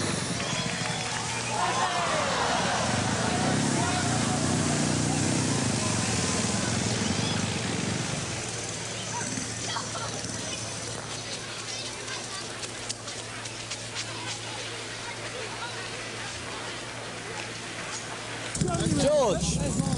Do you want Johnny Reason on there? Yeah, I'll get John on. Johnny, come on, John. Come on, John. Just got 1 second for this. Oh, sorry, yes. All right. You've broken George in for his first speedway meeting, John. What's he fancy it? I think you do pretty well. He wants to lose a little weight, that's it. Well, yeah, I was going to say, a little bit portly for a speedway rider, but... I'm a little bit thinner than John. But you reckon you can have a go? I thought I could do everything that John could do, but I found one thing that he can do better than me. That's speedway racing. There we are, then. But George is an athlete, of course. Of course, of course. I must admit, you made a good pair. Somebody said something about Tweedledee and Tweedledum as you were going around. I don't know what they meant. Well, that could be true. But it's an experience, first time really been in the pits, and it opens your eyes, really. What's it feel like on the back? On the back, he just nearly threw me off twice, just when I was getting my confidence to take my hands off his shoulders. I've got to let you feel the power, George. It's nice seeing you again, John. After all these bloody years, it must be quite a while. Must be. Good quite a while. Yeah. Nice to be back. Nice to be back. First time, I think about 15 years up here. Yeah. I was going to say, I look for you occasionally when I'm down here, but I never see you. Nice to see you. Yeah. Pressure of business, Colin. Of course. Business always comes first. Thanks very much, John. Thanks very much, George. You're welcome. Today, and I hope, or at least I know a lot of people hope, that you're going to be riding here in future. Is there any possibility of that? Yeah, I hope so, but that will be a couple of years yet, because I want to be in Denmark, and get some work, and that will just be, I'll be about 19 or 20 years old before I'm coming over, if I'm going to come over here. But it is a possibility. Yeah, I really like to come over here and ride, yeah. I really look forward to that. But I only want to come over here if I'm good enough, you see. So. Well, looking at you on the 80cc, you're looking good enough. Yeah, it's going good on the 80cc. Yeah, we won the Danish Championship last year. Yeah. And I got number 3 in that, so that was pretty good, yeah. Pleased with that. Well, we look forward to seeing you again, this time in the team. Yeah, I'd like to ride. If I'm coming to England, it's going to be for Coventry. Good, lovely. So, thanks for it. All right, thanks okay. You're welcome.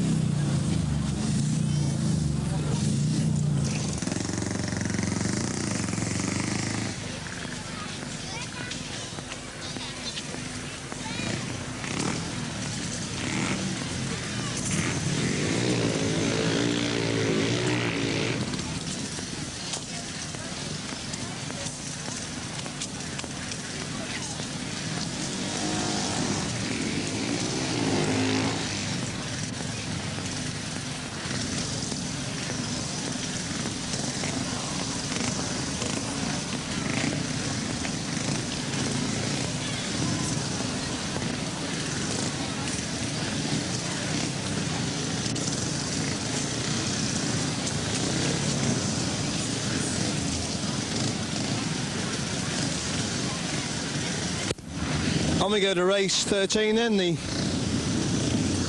first race after the interval. Simon Wigg rides in red, Hans Nielsen in blue. The two Oxford teammates line up in opposition. In white, Jeremy Doncaster. In yellow and black, Sam Ermolenko. So, settling then for race 13. Of course, the win here for Nielsen, keeping very much in contention, just a point behind Per Jonsson. Wigg with 2 wins the last on the 6-point mark as they settle in for race 13. Thankful the sun now back out, shutting the wind somewhat as the riders settle for race 13. Wigg, Nielsen, Doncaster, Ermolenko. All 4 ready, green lights on. Away they're going. It's Wigg making a good gate for the inside. Nielsen alongside him, trying to work away around the outside. But Wigg takes Nielsen wide, not quite wide enough. And Nielsen storms by on the outside of Wigg. And Ermolenko moves through and he pushes Wigg very wide there and moves in a second on the Cobney corner. Wigg trying to get back when Ermolenko gets back when Ermolenko. And these two shoulder to shoulder now. The race in the pits corner for the second time then. It's Nielsen shows to Wigg. Ermolenko in third. Doncaster pegged back at the back as they make their way into the Cobney corner. Once again, good action for second and third between Wigg and Ermolenko as Nielsen now start to stamp his authority on this race 13. In the pits corner he goes the third time. It's Wigg still in second, so an Oxford 1-2 at the moment. Ermolenko in third and Doncaster starting to get a bit tailed off at the back, but still the action for that second and third. Ermolenko not too far behind Wigg as Nielsen leads now as he comes to the start of the last lap, about 3 machine length between Wigg and Ermolenko as they hit the pits corner for the full time. Wigg goes wide, Ermolenko trying to find some speed through on the inside. Doncaster really getting tailed off at the back now as they hit the Cobney corner for the time. So another win coming up for Hans Nielsen. Wins with a wheelie there. Second is Simon Wigg. The third spot, it's Sam Ermolenko. So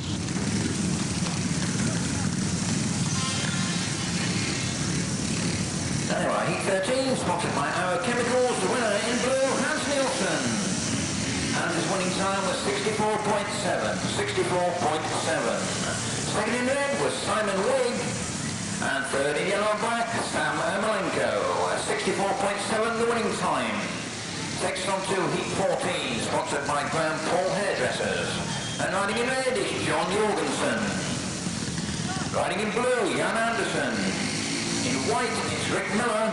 And yellow and black, Andrew Silver. You'll line up for heat 14.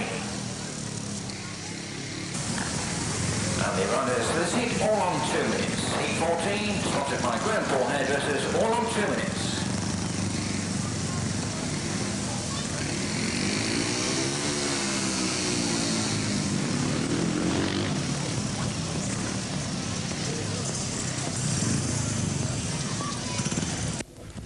.64.7 the winning time there for Hans Nielsen in race 13. Race 14, John Jorgensen, 3 second place to his name so far, rides in red.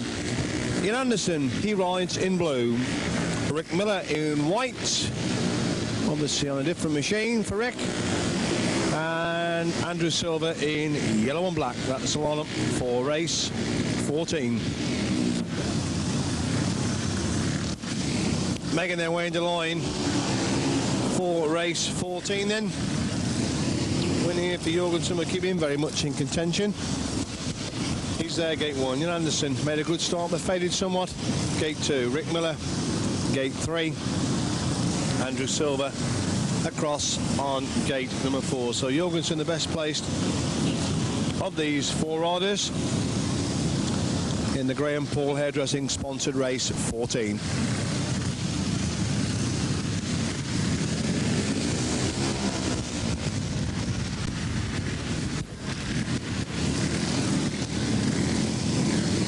Settling then for race 14, Jorgensen, Anderson, Miller, Silver, green lights on, Miller a bit edgy at the tapes, and the tapes go up, and Miller has left the tapes in fact, and are the red lights on, and the sunlight's difficult to see, and looks like a white exclusion light shining for Rick Miller. Roll a little bit of the tapes, and the red light is flashing in fact, and then the sunlight that has finally come out with a job to see, I think. May well be that Rick Miller... Well, not exactly Rick Miller's afternoon, is it? Rick Miller excluded from heat 14 for touching the tapes. Rider in white, Rick Miller excluded. 14. So that should now bring in David Clark for his first ride of the afternoon.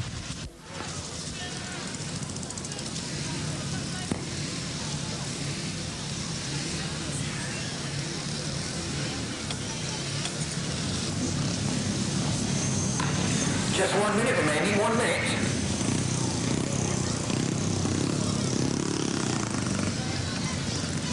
Second time of asking, John Jorgensen, gate 1, Jan Anderson, gate 2, David Clark, gate 3, Andrew Silver, gate number 4.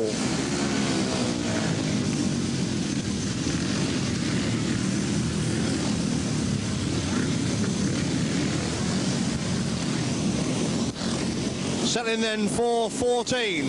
Green lights on for the second time of asking. Being held with England, Jorgensen makes a super gate. Anderson with him, Silver trying to pare away around the outside, comes along to Anderson. Anderson rides him out of it as Jorgensen leads down the back straight the first time. Anderson in close to 10 and Silver again trying to pick away a line around the outside. Clark trying to dive under Silver, but that's the order now as a complete one then, with Jorgensen nicely at the front. Silver again trying to come underneath. Anderson gets underneath Anderson, subs to shove the Swede out, and Anderson replies to work a line back round the outside and retake Silver and retake his second spot there, shoulder to shoulder in that Cobney corner. Jorgensen well away at the front, and a win here would keep him very much in contention. Anderson retakes the second win. Silver. Clark losing contact at the back as they make their way down the back straight for the third time then. The action still for second and third. Jorgensen with it, Silver at the front. Anderson hogging the line. Silver trying to come through a gap on the inside, which isn't there at the moment. And Clark really getting told off at the back as they race into the pits corner for the full time. So 3 points here for Jorgensen, moves him up on the 9-point mark, and he will collect his first winning ride of the afternoon. Silver a do or die effort on the outside. The Cobney corner is too late as Anderson hangs on to his second spot. Third, Andrew Silver. So 3 points here for John Jorgensen. Keeps him very much on the leaderboard. And the Cobney favourite picks up his first winning ride of the afternoon in race 14. Jorgensen. John's winning time, 64.7. 64.7. Second in blue was Jan Anderson. And third in yellow and black, Andrew Silver. All in the cause of a good effort today, wasn't it, for Tommy's 10th? What do you feel about it? I just love this meeting, you know. I think it's, I'm really glad to be in it, you know. I feel quite, not proud, but like, you know, I'm glad to really be in the meeting, and it's looking good with a good crowd. I really think Tommy deserved that. Everybody seems to be having a good time, not only the riders and the supporters, but everybody else in the pits is having a good time, isn't it? Well, I think like meetings like this here, you need them, you know. It's still important, but it's still not like a league match. Everybody is friends, you know, and it's just nice, you know. And for myself, I'm quite pleased, you know, the way my meeting have gone as well. But it's not only that; it's a nice day, and everybody's happy, and everybody's just out to enjoy themselves. Well, we'll leave you to look forward to your own testimonial then. Well, I wish I could have one as nice as this, yeah. Right, let's hope you do. Okay. Thanks, John. The young Swede unbeaten in 3 opening rides. Calvin Tatum, gate 1, has come back well after a disappointing opening ride. Gate 2, Per Jonsson. Gate 3, Eric Gunderson, yet to get his act together. And gate 4, struggling with uncompetitive machinery, Sean Moran. No one seeming to want to settle first for 15. And obviously Nielsen will be anxiously watching this one from the pits to see if anybody can beat Jonsson, because Nielsen just a point behind at the moment. And Nielsen meets Jonsson in race 19. So waiting for Jonsson to settle in that number 2 gate, and Tatum in the 1 gate for race 15.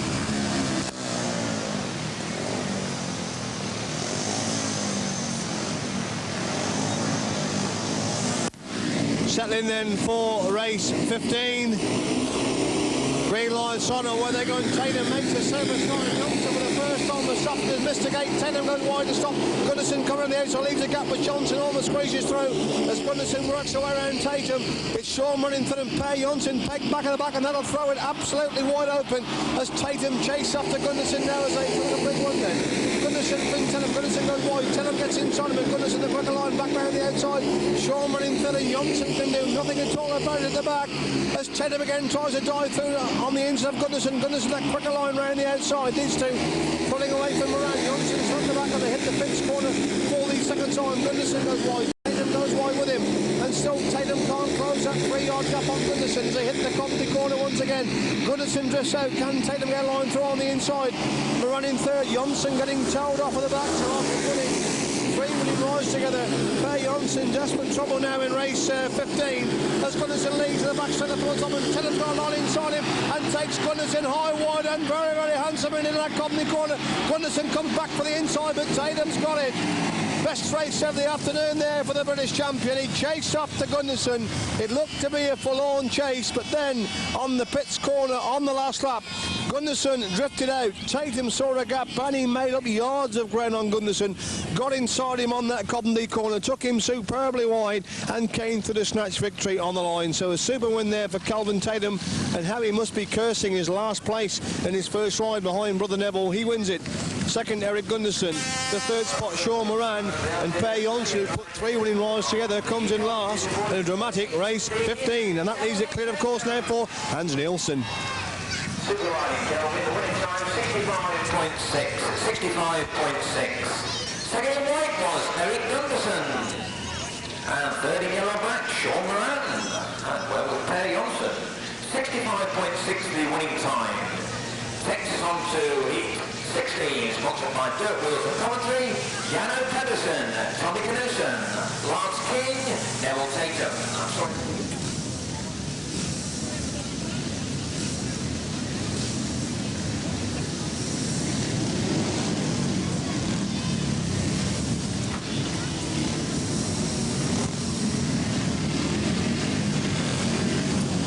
Race 16 then. Jano Pedersen, a win here, of course, bringing him right back into contention already on the 7-point mark. That will put him a point behind Hans Nielsen. Tommy Knudsen in blue, gate 2. Lance King, gate 3. Neville Tatum, gate number 4. That's line up for race 16. Settling then, green lights on for Johnny Glees. Away they go, Knudsen makes a good gate. Pedersen, the end. Knudsen gets the corner first, squeezes Pedersen down that first corner, and King leaves Neville Tatum absolutely nothing there. He tried to go around the outs again. Pedersen left Tatum nothing but the fence, and King again trying to squeeze back round Pedersen, trying to come round Knudsen. As Knudsen leads now as they come a complete one. King in second, Pedersen there. Neville Tatum back in the action after almost being put in the crowd on that pitch corner by Lance King. As Knudsen about 5 yards clear of King now as a race into the Coventry corner. 42nd time, Pedersen in third, and Pedersen really needs to get up and win this one to bring himself right back into contention. Knudsen shows then from King, Pedersen third, these three along with Tatum in a third place here. Nowhere near good enough for Jano Pedersen. He's only on the 7-point mark, and one here, of course, will just give him 8. As Knudsen now starting to stamp his authority on this race 16, leading now as he comes to the start of his last lap. King in second, going to get his first points of the afternoon for the Kingsland rider. Knudsen goes wide, gets the grip, gets the drive, coming off that fifth score. 20-yard lead over King now as a race into the Coventry corner, fully full of time. So a win there for Tommy Knudsen, second Lance King, and a disappointing third place for Jano Pedersen. With a win there would have put him right back in with Hans Nielsen.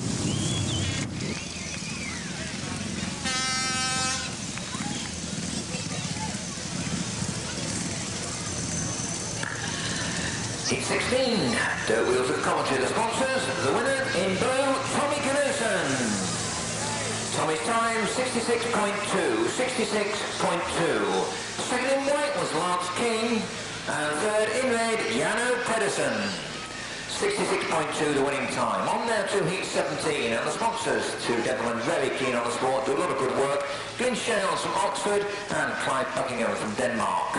The riders in this heat, Sam Ermolenko in red, Rick Miller rides in blue, Neville Tatum in white, and Eric Gunderson in yellow and black. Thank you, Peter. Quick word as I promised with Kelvin Tatum. Kelvin, the racing to your liking this afternoon? Yeah, I'm getting better as the afternoon goes on. I started badly, but I've picked up in my last couple of rides. You haven't thrown an engine out yet? No, I don't want to do that. I did that last year. I've been there and done that. What's it like when you know your engine's dropped out? I mean, well, it's pretty mind-blowing, really, because obviously an engine is very expensive for one, and particularly fast. You know, it's the last thing you want. You don't want to ruin a very good engine, so it's a sort of a double blow, and also it wrecks your frame as well. It's a real downer.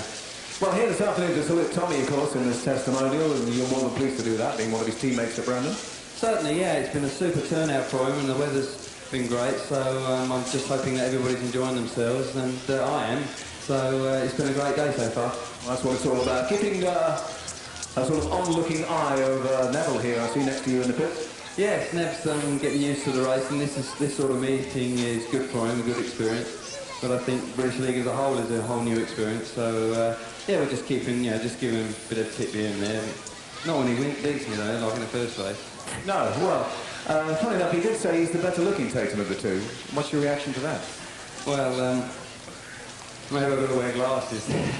Yeah, maybe. All right. Calvin, thanks very much indeed. Calvin Tatum there. Words from Ollie Olsen in a moment.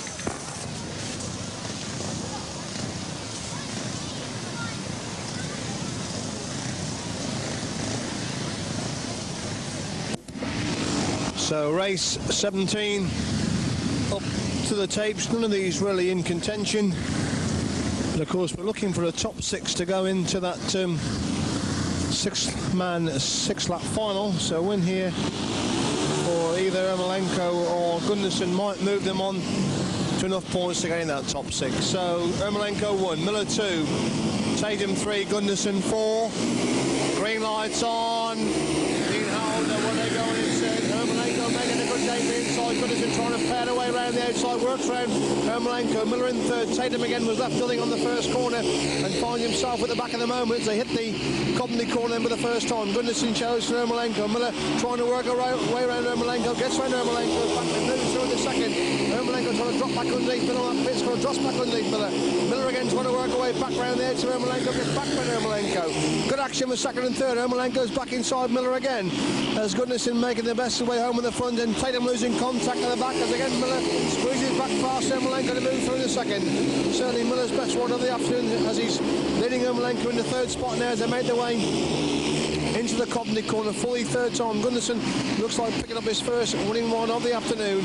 It's Ermolenko. Miller still battling it out for the second and third. Miller with the upper hand at the moment. Ermolenko's in trouble and gets a nasty twisting fall into the pits corner. I don't know what happened to Ermolenko there. He was slowing up and hobbling on his knee there, but he seemed to slow up and then eventually he couldn't hold the bike and it went into the fence as Gundersen wins it. Second, Rick Miller. Third spot, Neville Tatum, and a sad way for Ermolenko to end his race because it was a real good scrap for second and third between himself and Rick Miller. And then on the last lap, starting the last lap, seemed to be in trouble, and the bike just went straight into the safety fence on the pits corner.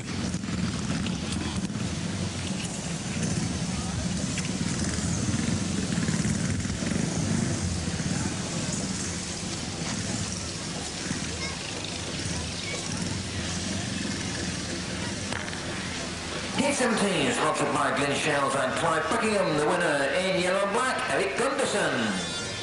Eric's winning time was 66.4. Second in blue was Rick Miller. And third in white, Neville Tatum. Let's hope that Sam Ermolenko's okay after that fall in Heat 17. On now to the 18th race, sponsored by Midland Steel Structures. Yellow Pedersen in red. John Jorgensen in blue, Simon Wigwright in white, and Calvin Tatum, yellow and black. Heat 18. Thank you, Peter. Well, the man that we saluted to earlier on this afternoon, Ollie Olsen, I did say I'd have some more words with him. Ollie is with me now. Ollie, of course, a big test for you individually this year. Not that you're riding, but promoting now at Williams, the World Individual Speedway title. What a feather in your cap to claim that. Yes, it is a big year, and we're looking forward to that. We're actually changing a lot of things at Boyens, and it'll be a tremendous challenge for us, and I think, or hopefully we'll live up to it. It's a lot of work, but we have a good racetrack, and we're trying to make it a really tremendous meeting. Sporting point of view, I know we don't have a Wembley Stadium, but it's important for us that the World Championship is run on a 300-meter track, which I think will give everybody a very good chance, and on red shale, which they used to race on in England, where most of the speedways run. So I think everybody would be able to have a good crack there. And with this new system we got on covering the track, it will be for us, I think, a new breakthrough where we can take it off in 15 minutes, which means the track surface will always be how we want it. Because, you know, a lot of meetings it's been spoiled by, during the day it's been heavy rain all day, and then it stopped raining, but the track is sort of soaking through and it's not quite the same. We can control this here by this new covering. Now, will that work as sort of a roller blind system from the top of the fence down to the white line? Yes, it's very important that the earth or the track can breathe, otherwise it draws the groundwater up, and that's why it comes from the top of the fence and then down to the infield. It's a special, what it's made of. It's actually like a parachute type of finish. It's got to be very light, the material, to handle it very fast. So we had it made out in the east, and we've worked on now for a year and a half, and I think it'll be good. All right, more from Ollie Olsen in a moment.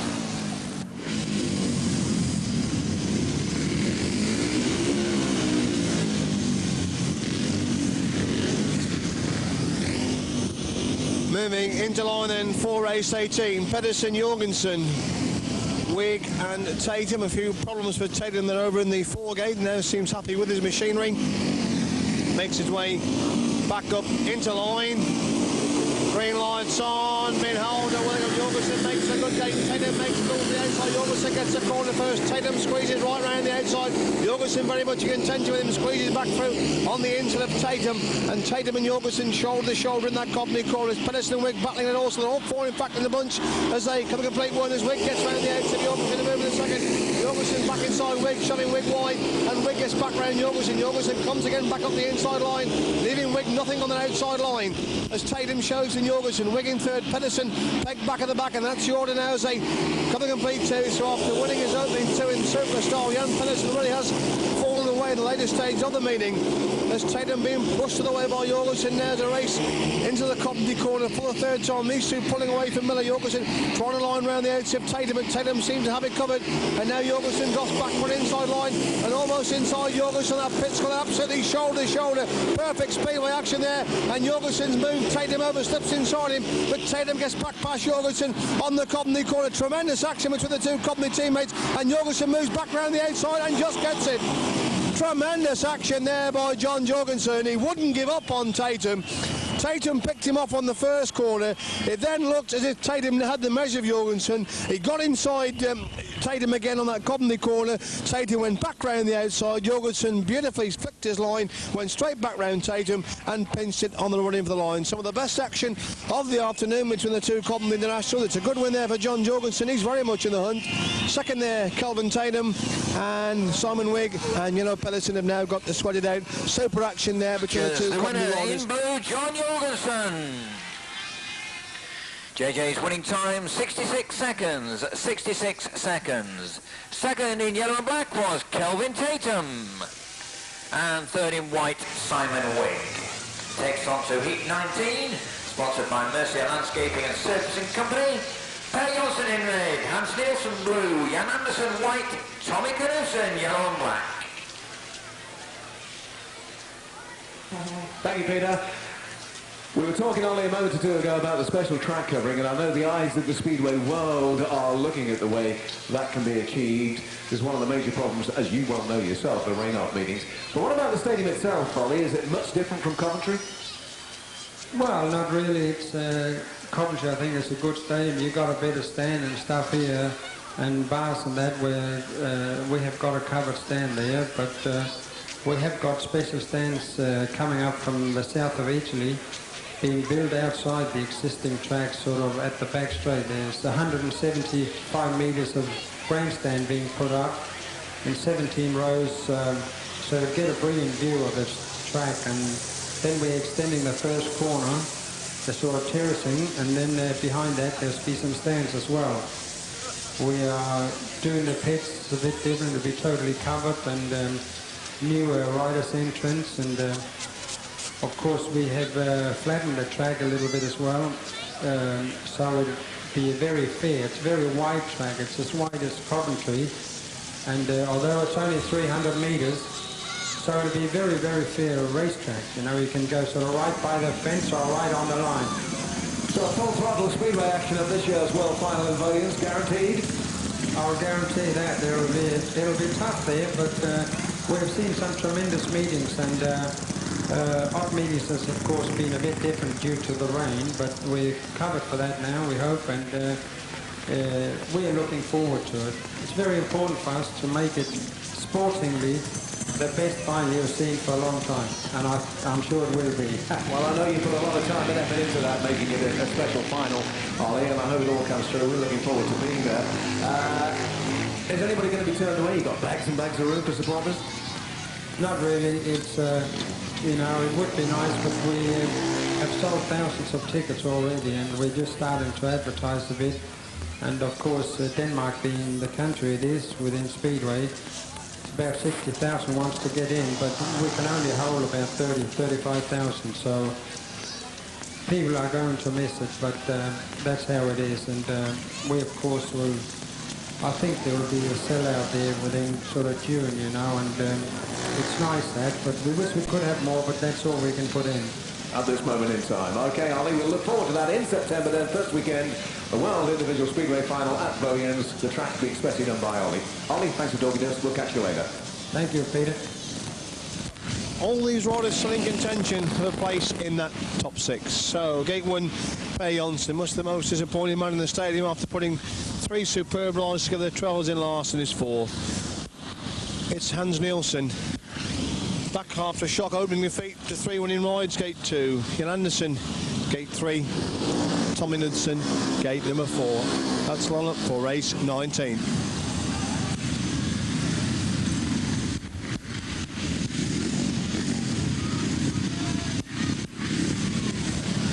Settling then for race 19. Jonsson, Nielsen, Andersen, Knudsen.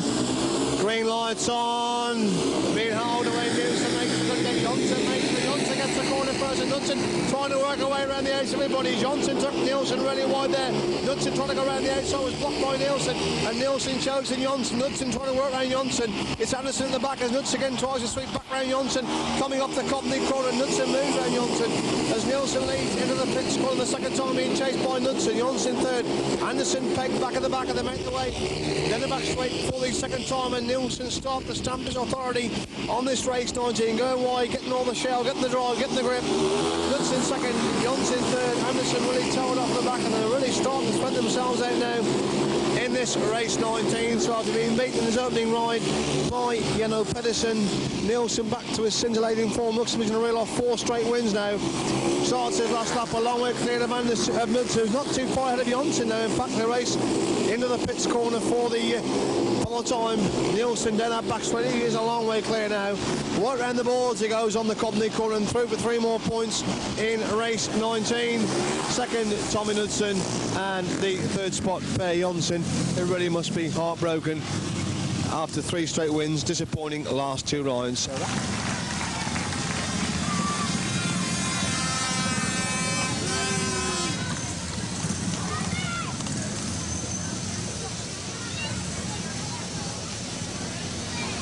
Heat 19, sponsored by Mercia Landscaping and Surfacing Company. The winner in blue, Hans Nielsen. Hans is winning time 65.3.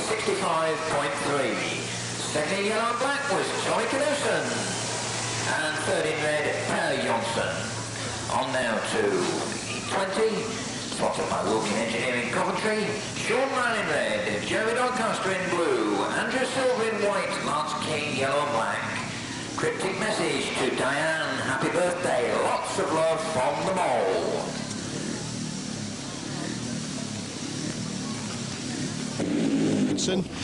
But with the scoring system of 8 right down to 1, anything could happen in that 6-man final.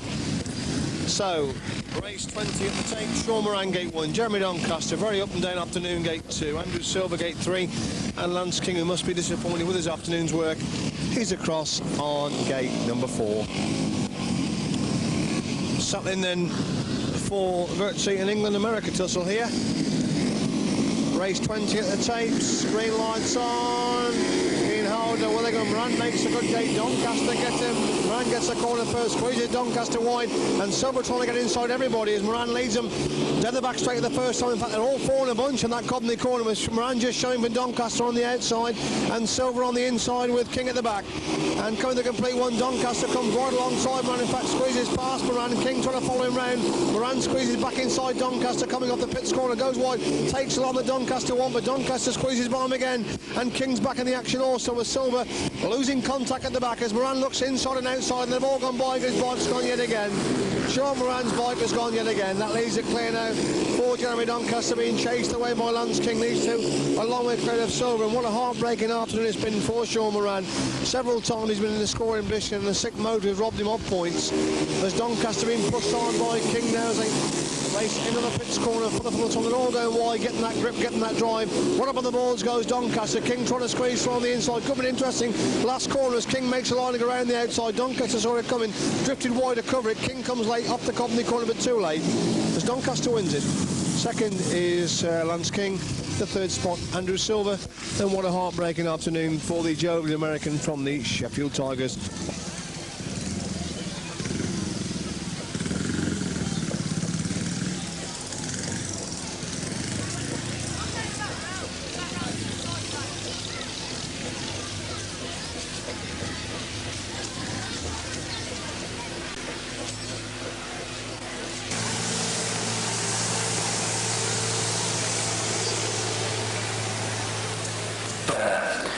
Jeremy's time was 67.2, 67.2. Second in yellow and black was Lance King, and third in white was Andrew Silver.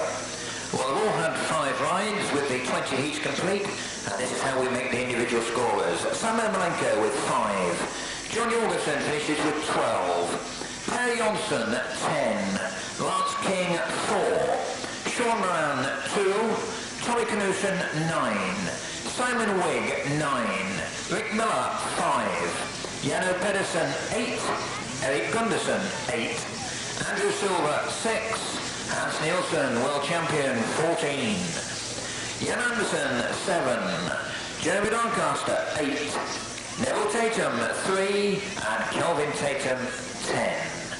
And that's the scores after the first 20 races. The supercar races, and I'm able to tell you who the drivers are. Bernie Roberts is driving car number 60, car number 60 then Bernie Roberts, car number 32 is Brian Turnock, car number 3 is driven by Colin Quigley, car number 15 is John Bradborough. So there we are, those are the drivers and their corresponding race numbers. We'll look at that at great depth in a minute. Remember, of course, it's not a tape start, it is a rolling start, so watch out for them then. John Bradborough in car number 15, Brian Turnock in car number 32, Colin Quigley drives kart number 3, and Bernie Roberts in kart number 60. So watch out for those as they come around. I'll try and keep you posted on who's doing the winning. And then we'll get cracking with heat 21. So there go the karts, and it looks like they're away, and it's car number 60 in the lead, which is Bernie Roberts. Whether or not that is the official off, or that's just a practice start, I really don't know. It takes a bit of skilled eye than I have at the moment, but I do know that it's a rolling start. So I'll look at them as they line up and away they come. In fact, it's going to be a green flag start as they don't quite get into line, they'll get into pole position. So there are the cars, there's the flag, and away they go. So still number 60 then, that's Bernie Roberts leading kart number 60 over kart number 15, John Bradborough. As they straighten themselves out on the back straight, it is still Bernie Roberts in the lead. And a bit of a tussle going on for first place time now. John Bradborough almost taking the number 1, car number 3, driven by Colin Quigley. And at the back there is Brian Turnock in car number 32. Perhaps doesn't look as if he's got as much power as the race leaders at the moment. That's Bernie Roberts then, car number 60. No mistaking the full lock slide there as they go around. John Bradborough in 15 in second place. And Colin Quigley in third place. That is the way it spaced itself out in the early stages of this 250cc super kart races.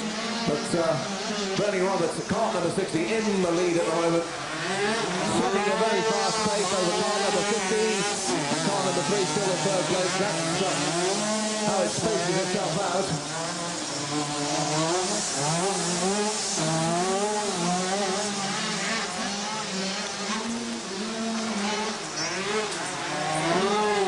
And it really is good to see these 250cc carts sliding on the surfaces here in Canada. A particular subject they're not really used to doing. It's normally the tarmac tracks that they race. And although there's a little bit of sliding goes on tarmac, certainly not as much as the loose shale surface. But look at the way now. Number 60, Brian Roberts has got the hang of this. It's almost like riding a speedway bike, except it has 4 wheels.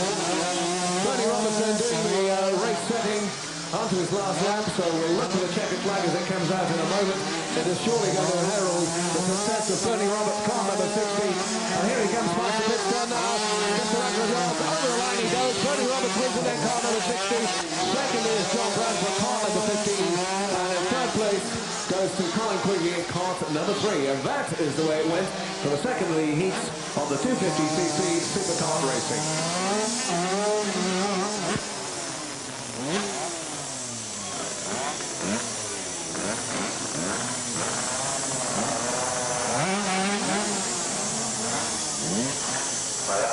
Of the 250cc supercar races, the winner, Bernie Roberts, I believe, number 60. His time was 108.4.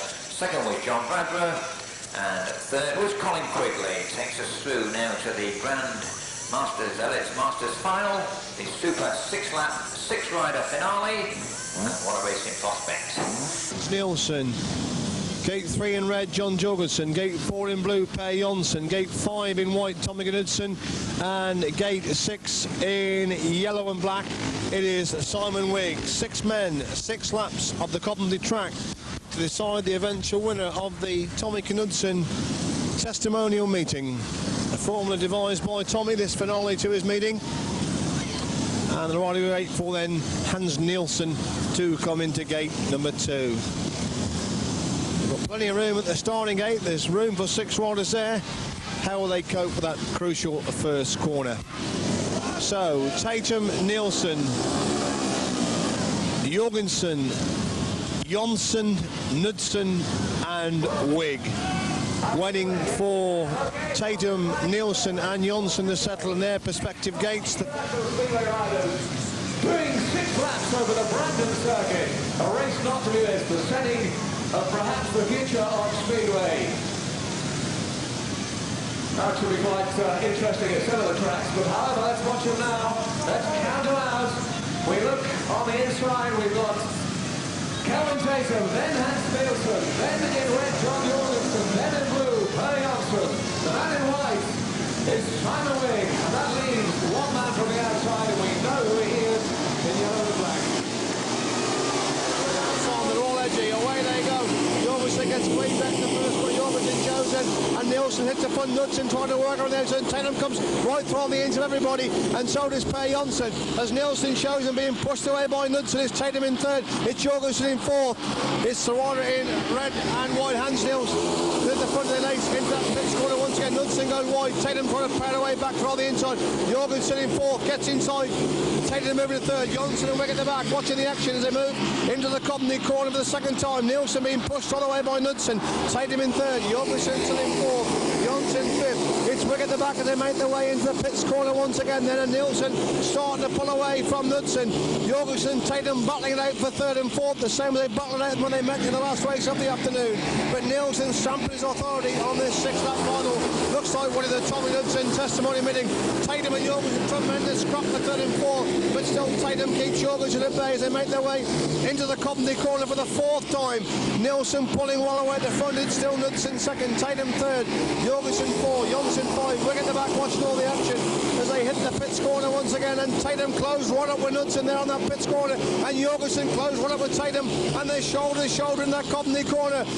Tatum closing on Knudsen, Jorgensen closing on Tatum as they come to the start of the last lap. Nielsen's got it sort of at the front, but the action thick, fast and furious for second, third and fourth as they make their way down the back straight then for the 6th and final time. Nielsen's a mile away at the front, the action's still on for second, third and fourth. Jorgensen tries to burst round the 8th of Tatum and can't quite make it as Tatum comes back on the inside line. So a win there for Nielsen, second Knudsen, third spot Tatum, fourth Jorgensen, fifth Jonsson. Simon Wigg at the back will have the points up and see what becomes the overall situation. The Brandon circuit, and taking that early lead and holding on to it throughout. The battle was on between Hans Nielsen and Tommy Knudsen, with Nielsen getting the advantage and picking up a race win there. Now, follow your scoring on that. Peter Morris in the box will tell you. But there go the competitors, international riders, every one of them, and Close Sport Speedway as well. Brilliant stuff.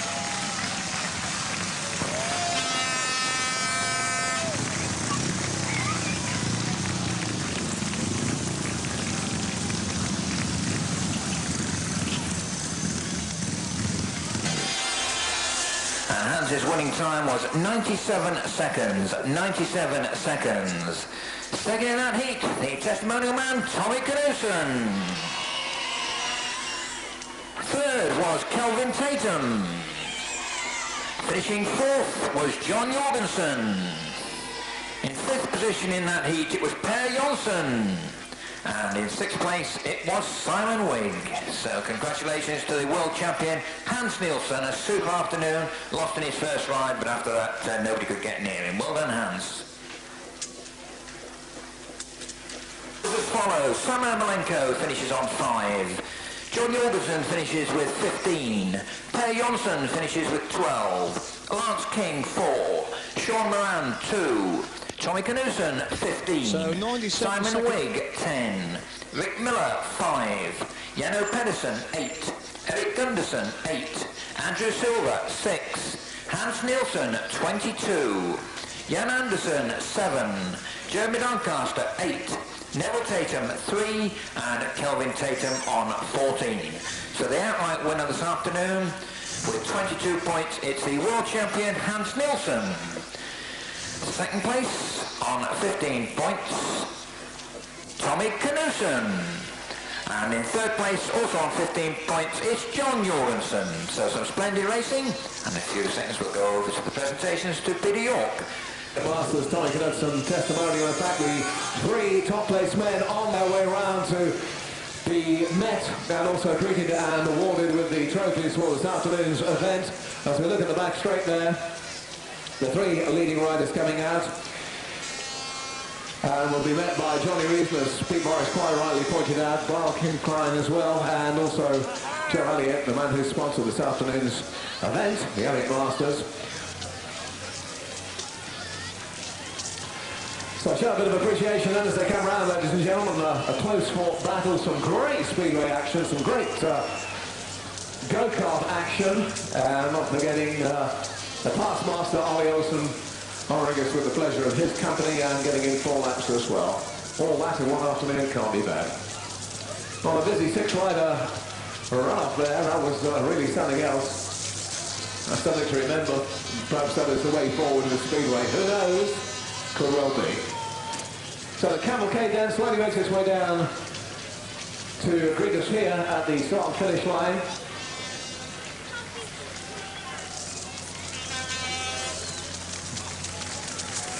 It is trophies and cash for these 3 gentlemen coming down in an almighty gold-winged Honda. They are the big machines, they really are. Well, that's Johnny Reason to come down first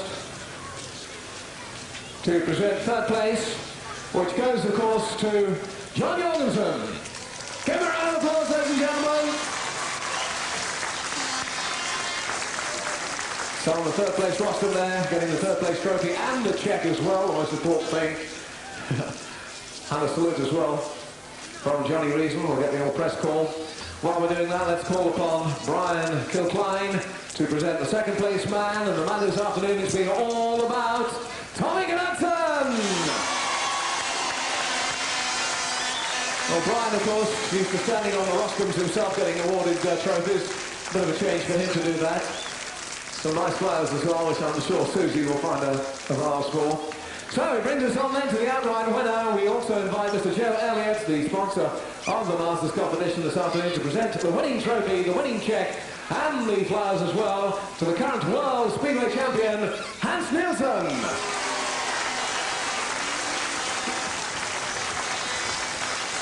Well done to all three of the boys. A tough, fierce competition this afternoon.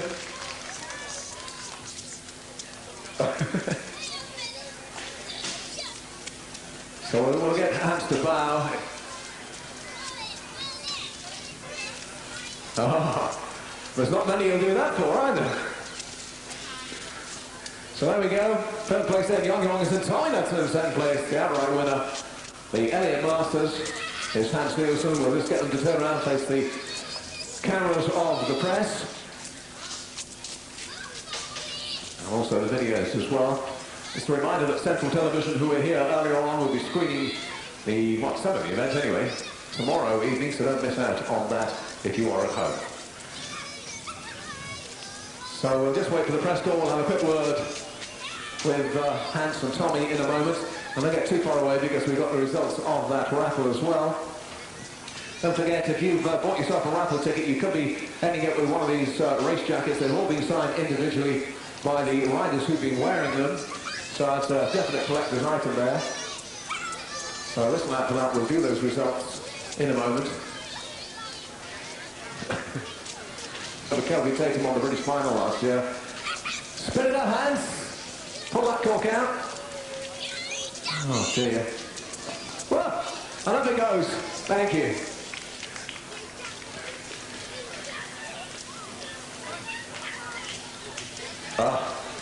Nothing tastes quite so good, does it? I'm over to Kelvin. And finally over to John. So just before they disappear away, let's bring out the winning rider, Hans Nielsen. Congratulations, Hans. A good competition. What do you reckon to that 6 laps for 6 riders? Well, it's hard work, isn't it? Well, again, as I said before, the track is a little bit, not inconsistent, but a bit bumpy today, so it makes it hard work on those last 2 laps. But I think if you're going to have 6 riders, you've got to have a wider track. There's not a lot of room down that first corner. Okay, I was first in there, but if you're not, if you're sort of in between everybody, then I think it's a bit too dangerous. You're pleased to have been here in honour of Tommy this afternoon. I know there's been some rivalry, I know there's been a bit of a feud, but when the nitty-gritty's down, you're here.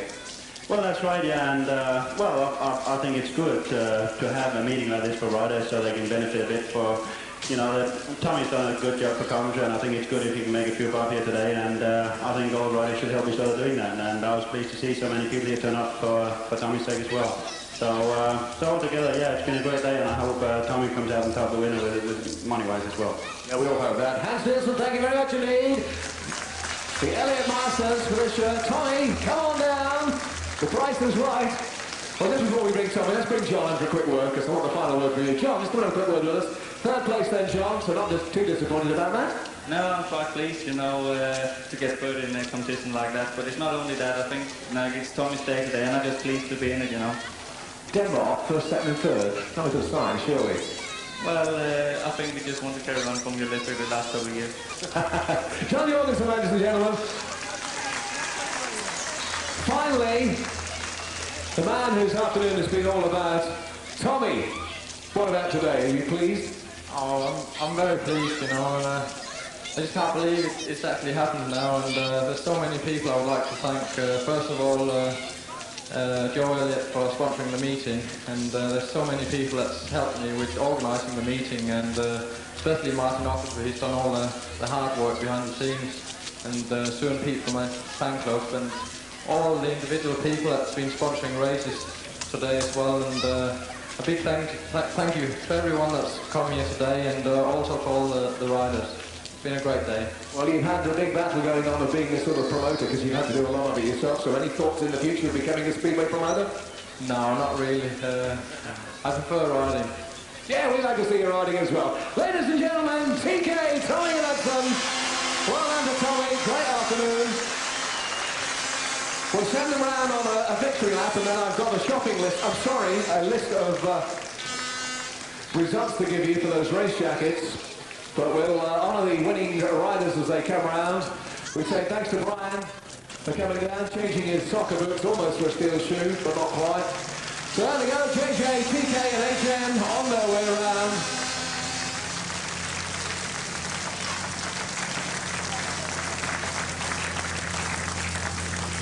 So as the lads come round, give them a round of applause. I've got a long list here, 16 raffle result numbers to give you for race jackets, and also first prize gets a pair of Tommy's old leathers, last year's leathers in fact, so if you want to take up speedway riding, that could start you on your career. But we're just on the lads as they go around. We say thanks to Elliot's as well for sponsoring this afternoon's Masters, for the Tommy Knudsen testimonial. It's been a good event. It's a sparkling speedway. We've heard some funny stories, like Mick Bell falling off the safety fence at Bellevue. We've seen some peculiar things happen, engines drop out of speedway bikes. It's definitely been an afternoon to be remembered for a long time. But we'll salute the riders as they come round, and I'll get into the winning numbers of the raffle results for the race jackets, etc. And then I'll ask Peter Morris to sing for us over the PA. There we go, ladies and gentlemen, John Jorgensen, Tommy Knudsen and Hans Nielsen, the champions, the Elliott Masters from 1988. So, if you've got your raffle tickets ready, here we go. First prize is a pink ticket, number 298. 298, you win a pair of Tommy Knudsen's leathers, and also a race jacket for this afternoon today. Pink, 298. White ticket, number 23, is second. Number 3 is white, 129. Hans Nielsen. Hans, beaten in your first try by Jan Pedersen, you then reeled off 5 super wins. Yeah, I had a bit of a bad start in that first race. I think I was a bit asleep at the tapes and didn't make a very good start. But I had, I fought my way through and got second place. So I thought I knew, at one point, okay, you just have to sort of win a few, and having the final race as well, which where the point counts towards the actual meeting too, then the chance was still there. And your views of the 6-man race, because originally the World Pairs for this season was due at Coventry, has now been moved to Bradford. Do you think that was a good decision, having had a 6-man race here this afternoon? I don't think it was a good decision to move it to Bradford. I don't think Britain now has a suitable track for 6-man races in World Finals. Okay, it's a little bit different on a day like today. It's not quite so important, so you can slack off a bit if it gets a bit too tight in the first corner. But the trouble is with like Coventry and Bradford, they're too tight coming into each corner and they're a bit too narrow. So really I wouldn't think that it's suitable either at Coventry or Bradford. But I think it'll be better at Coventry than Bradford, but I don't know why they moved it up there. I think if we still had the old Bellevue, I think that would be suitable, but that's only one. And so early in the season, all-star field, yet Denmark once again 1, 2 and 3. Rather ominous for the future. Yeah, well, I think we stand a good chance again to take it all, the pairs, the team and the individual. With the individual being in Denmark, we should certainly have a very good chance of regaining that. Hopefully I will. That would be nice to do that in front of your home crowd and for the 3rd time in a row. So, and also I can't see that, well, there's always problems, but I think we stand a very good chance with the pairs and team as well. I think we're as strong as ever. And I think every Coventry fan will be very pleased to see you here this afternoon. There were a few problems for yourself and Tommy a couple of seasons ago, but it's very nice to see you here riding in this testimonial meeting. Well, it's been a pleasure being here, and it's nice to see such a big crowd turning up, and hopefully Tommy's made a few bob. That's what it's all about when he's done such a good job for Coventry for so many years. So altogether it's been a good day of racing as well. Thanks very much, Hans. Many congratulations. Thank you. Okay. What do you think of the meeting today? Fantastic. Good, wasn't it? It was a good day's entertainment. Everybody had a lot of fun. It was beautiful, yeah. And let's hope Tommy's made some money out of it. Let's hope he has, yeah. He's had a rough old couple of years, hasn't he? He has. And it was nice to see Ollie back as well. Wasn't it? Like home from home night. It's time we had him back on the track. Well, the way he performed out there today, it made no difference though he'd been off. It certainly did. Yeah. Be nice to see him, and let's hope his son comes next year. Let's hope. By the look at your coat, you're a Coventry supporter. Well, I would think so, just about. Yeah. Now, what do you think of today's meeting? It was good fun. Very good. It was good fun, very good. Well. Very good indeed. Yeah. I enjoyed every minute of it. Good. I did. Yeah. What do you think of Tom's performance? Well, I was hoping he was going to win it, but there you are. The best man won on the day. On the day, yeah. There's still time. There's still a world final to come. I say the big one's yet to come. Oh, yeah. So that's the one that really matters. This one he did for a bit of fun, and I think he enjoyed it. Yeah. I know we did, but... it's been a wonderful day, I thought. Everybody's enjoyed it. Yeah, great stuff. Thanks very much. You're welcome. Thank you. You're welcome.